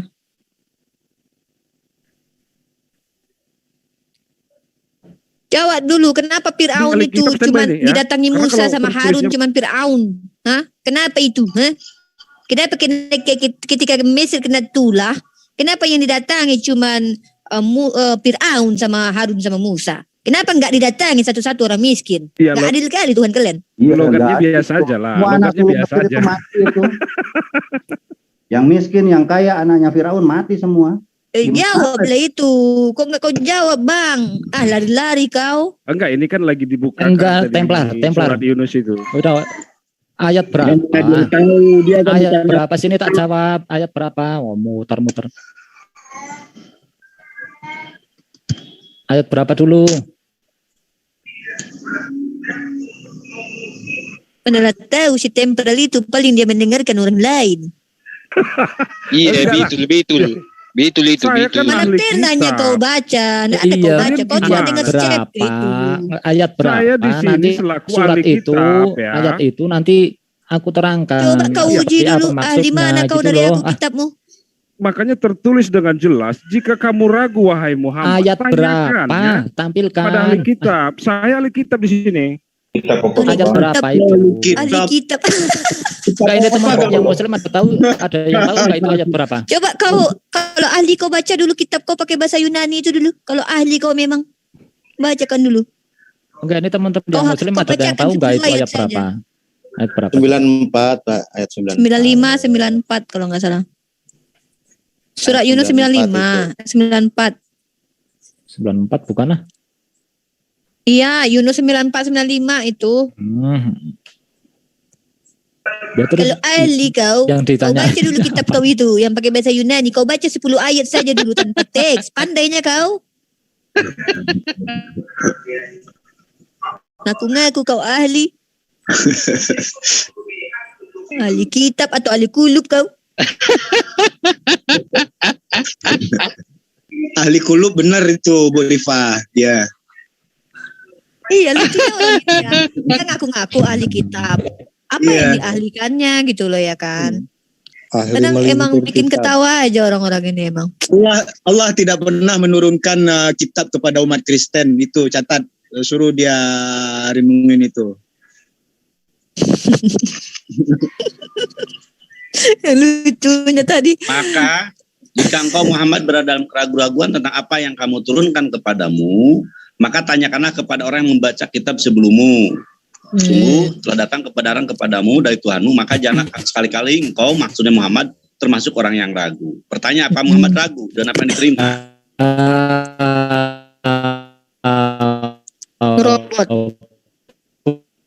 Ya, itu nubuatan Nabi Muhammad juga ada di kitab sebelumnya kan. Maksudnya gitu. Robot Bang itu.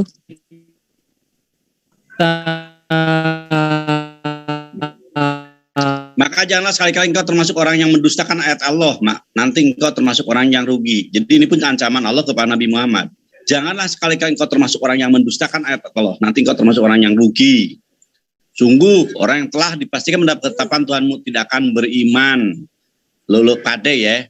Meskipun mereka mendapat tanda kebesaran Allah hingga mereka menyaksikan ajab yang pedih. Ajab belum datang, tungguin ya. Maka mengapa tidak ada penduduk suatu negeri pun yang beriman lalu imannya itu bermanfaat kepadanya selain kaum Yunus. Ketika mereka kaum Yunus itu beriman, kami hilangkan dari mereka ajab yang menghinakan dalam kehidupan dunia dan kami berikan kesenangan kepada mereka sampai waktu tertentu.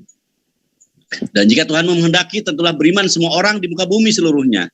Tetapi apakah hendak memaksakan manusia agar mereka menjadi orang-orang beriman? Pertanyaan dari Allah. Jadi ada juga kan free will di sini. Dan tidak seorang pun akan beriman kecuali dengan izin Allah. Dan Allah menimpakan ajab kepada orang yang tidak mengerti. Makanya lu mengerti, ya. Katakanlah, perhatianlah apa yang ada di langit dan bumi. Tidak bermanfaat tanda-tanda kebesaran Allah dan Rasul-Rasul yang memberi peringatan bagi orang yang tidak beriman. Rasulullah telah memenangkan Islam. Rasulullah telah menegakkan hukum Islam. Lu masih juga ngeyel. Kan koclak banget loh. Kecuali kalau Rasul nggak berhasil. Seperti Rasul kami ya yang kesusahan tersambat kesusahannya. Insya Allah dia akan turun lagi. Ya. Makanya nabinya itu di hadisnya mengatakan la asku wala as'al. Saya tidak akan pernah ragu dan saya tidak akan pernah bertanya kepada mereka. Tuh Rasul kami begitu nggak ragu dia akan nanya. Sekarang saya juga demikian. Ngapain nanya kalau Yesus umur 12 tahun kemana Pak Budak Angon? Katanya dia belajar. Aduh, Tuhan kau belajar. Itulah, nggak tahu aku kemana dia pergi. Dia belajar katanya Tuhannya belajar dulu Tuhannya. Konyol banget kan. Tuhan belajar. Ada kan anak kecil yang nanya kemarin, Yesus belajar tentang Tuhan. Langsung ditanya, loh, Yesus kan Tuhan, kok belajar tentang dirinya sendiri? Konyol. Enggak, itu tadi kepedean. Secara tekstualnya kan seperti itu. Kalau Nabi Muhammad ragu, suruh bertanya kepada orang-orang yang membaca kitab-kitab terdahulu. Yang Qur'anul kitab. Bukan kabur dia ya? Tanyakan kepada ahlul kitab. Udah kabur. Si kenek Indonesia tadi. Orang Indonesia mana ada orang-orang yang membaca kitab-kitab terdahulu mana ada. Kalau membaca terjemahan, itu banyak. Nah, itu orang kepedean dikira. Enggak, itu udah kabur loh si masalahnya. Kabur ya? Ya Bang, udah enggak ada. Ragu enggak? Nah, iya. Enggak udah kabur loh, Bang. Orang-orang tadi udah kabur ya? Mana dia? Belum bisa dia jawab loh, kenapa itu Fir'aun aja yang didatangi. Pada kabur, sholat maghrib dulu dia. Iya, pada lagi nyari masjid terdekat itu. Ya, maghrib dulu. Bagus malam. Di tempatku juga udah mau maghrib. Ya, mereka ketemu semua ke gap Takia Korintus. Iya. Ngomong ada keselamatan di Al-Isra 16, ternyata tidak ada. Iya. Kepanasan kupingnya, jadi larilah dia. Enggak lucu kali kan mereka nanya kan dijawab lah sama kita. Pas dijawab nggak terima pula. Pas ditanya balik lah kabur. Macam mana ini kan? Yang lucu lagi apa? Bikin. Zuma itulah dia. Benar-benar mendetail ya. Sampai kayak anak TK dia ngejelasinnya. Masih aja nggak ngerti. Udah jelas banget loh tadi dijelasin sama Bang Zuma. Tapi ya namanya kan dia tadi siapa si Jabat kan tadi bilang kakakku kambing katanya kan. Kambing kan diciptakan dulu dari kita. Maka kakak kambing itu kan kakakku kita juga katanya. Kau aja lah kataku kan. Makanya tadi saya pembicaraan itu saya dengerin. Lama-lama saya ngambil kesimpulan bahwa mereka itu adalah kaum hewan, kaum binatang. Tapi bener kok, kan ada dalilnya itu Bang Budi. Ada dalilnya domba-domba. Iya. Iya, saya 53 nomor 6 itu. Iya. Mantap Bang Zuma itu, enak tenang bahasanya. Cuma yang bikin saya ketawa makanya saya mute terus ini. Nenek kau kiper. Nenek kau kiper. Bang Zuma mana sih sholat ya? Artinya nenek kau kiper tuh apa sih artinya? Ya, neneknya kiper mana ada lincah. Nenek kiper itu artinya mustahil. Oh. Mustahil. Kaki Bang Valen yang biasa ngucapin itu Bang Valen biasa. Habis. Kipir. Brunda dialog jam berapa nanti malam? Katanya jam 9. Oh, Gak kemalaman itu Bang. Tempat Aina di tempat kami jam 8 Ai, insyaallah. Iya, di tempatnya jam 9. Oh, Kalau bisa nggak usah lama-lama, Ki. 2 jam aja. Kan ini paling lama 2 jam lah, lama kali tuh. Bro, saya mau tanya boleh bro? Ini Kak, membahas tentang moral berdasarkan Al-Quran dan juga. Waduh, parah itu. Setuju Mas. Iya. Saya mau tanya, coba ke Quran 29 ayat 46 itu artinya apa bro? Oh, Pujangga saudara kekristenan juga. Tanya 29 4 berapa? 6. Ya coba nanti di ini dulu, saya konsentrasi nyetir dulu nih Bang. Oh, gitu. Ayat berapa? Nanti. Bang Pujangga ayat berapa?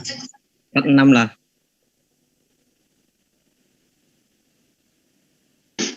46. Saya dalam perjalanan ya. Saya siapin ya. 2946. Ya. 46.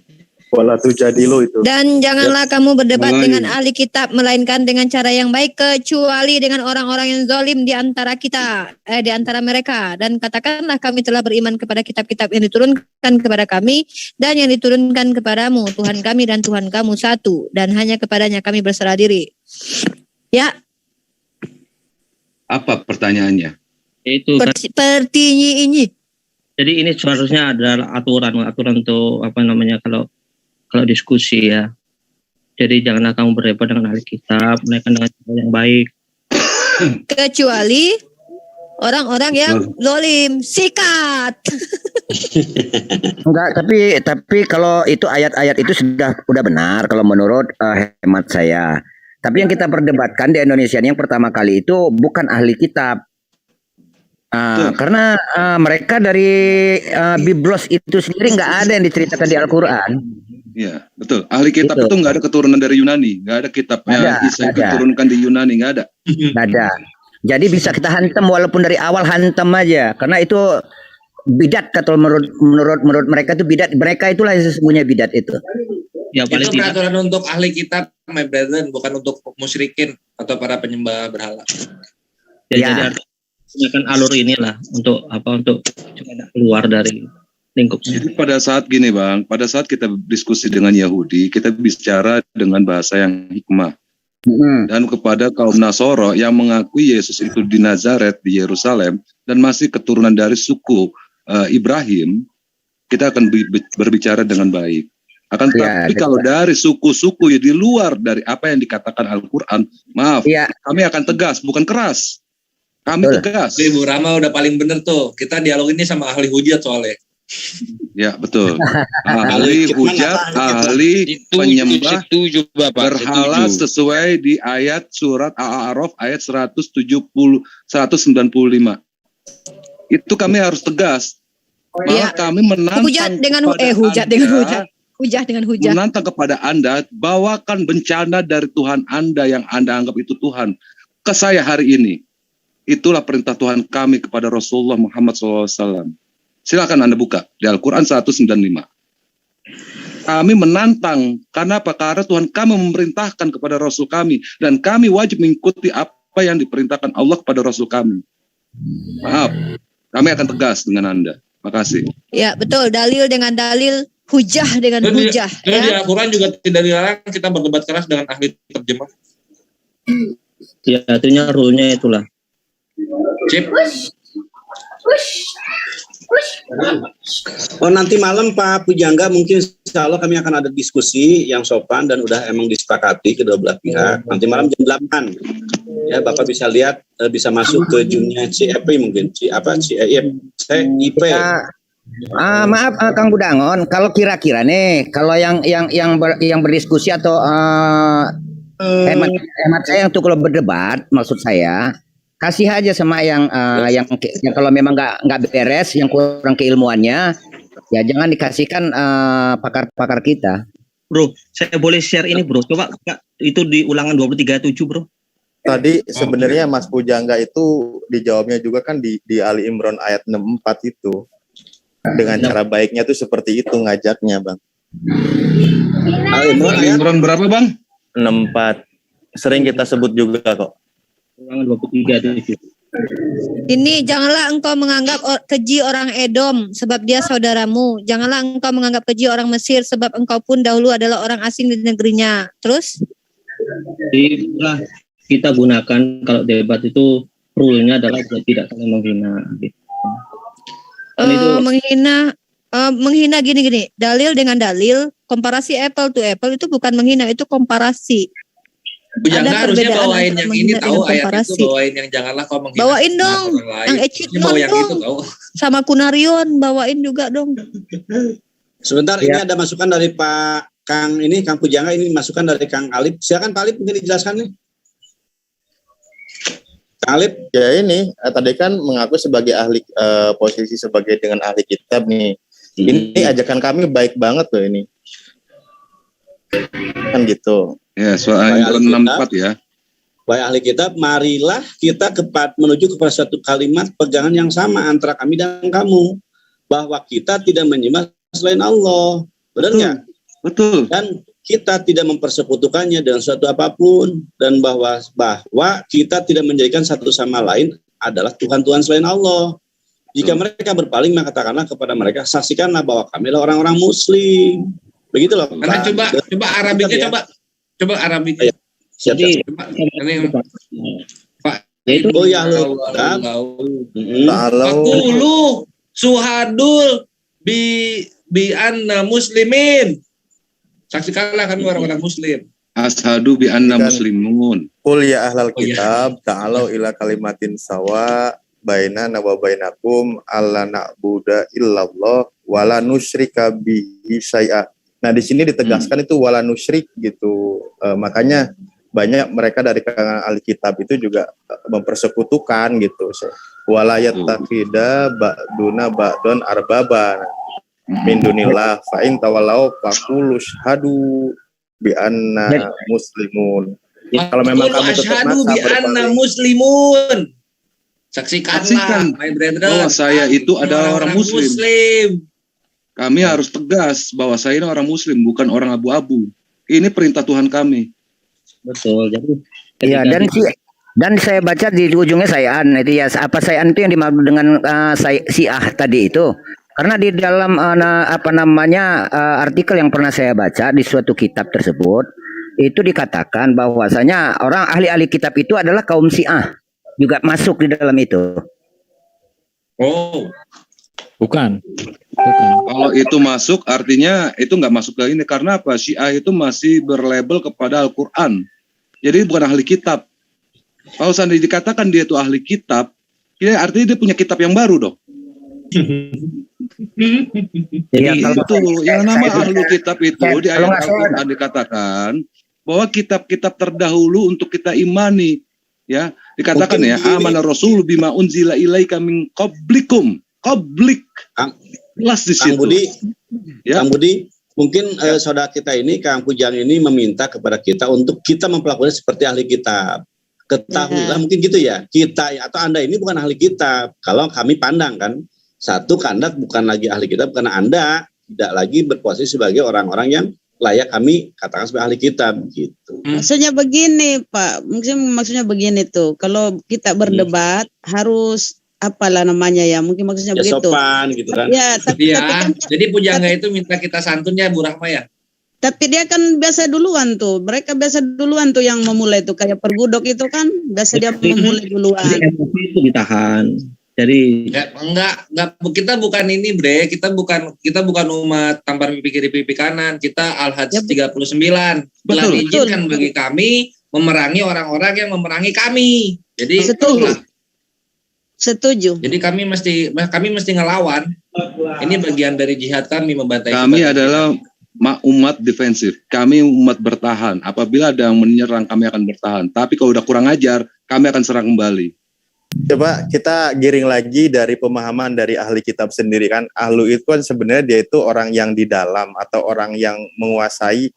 Contoh gini, ahlul bait gitu kan. Artinya orang-orang ahli rumah itu keluarga atau apa. Lalu makanya dikatakan ahlul kitab di Al-Qur'an kan di kalangan Yahudi dan Nasrani. Kebetulan bahwa Taurat dan Injil itu memang berlaku untuk umat-umat bangsa siapa waktu itu? Bangsa Yahudi dan Nasrani. Makanya kan dipertegas mereka ahlul kitab itu dikuatkannya di kalangan bangsa Yahudi dan Nasrani, dan insya Allah di situ banyak cerita-cerita tentang kedatangan Nabi Muhammad juga kan, seperti tadi yang dipertanyakan pas Bang Alip, sebentar ya, saya izin dulu, saya sholat maghrib dulu. Ya, lanjut Bang Alip. Ini tempatnya juga makanya, mari izin turun dulu teman-teman. Assalamualaikum. Waalaikumsalam warahmatullahi wabarakatuh. Yang Ikhwan Fillah yang di bagian barat, selamat menyambut sholat maghrib. Gitu Mas Pujangga. Makanya kita memang mereka yang lebih dekat masih bisa dikatakan mendekati lurusnya itu sering diingatkan di Al-Qur'an.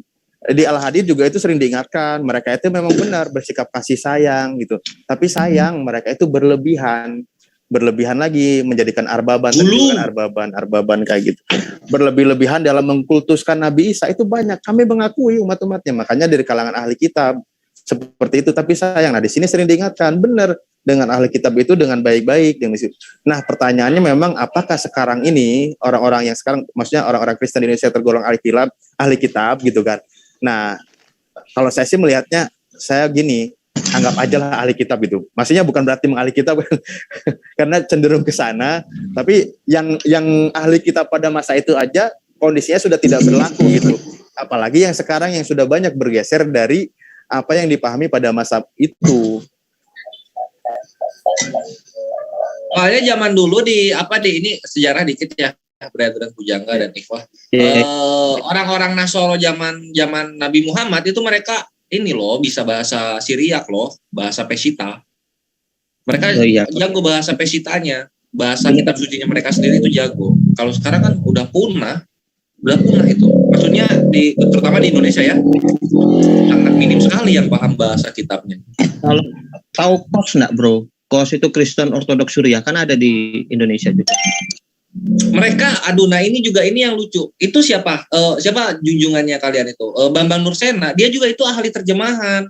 Kenapa ahli terjemahan? Karena yang dia hafal itu bahasa Arab.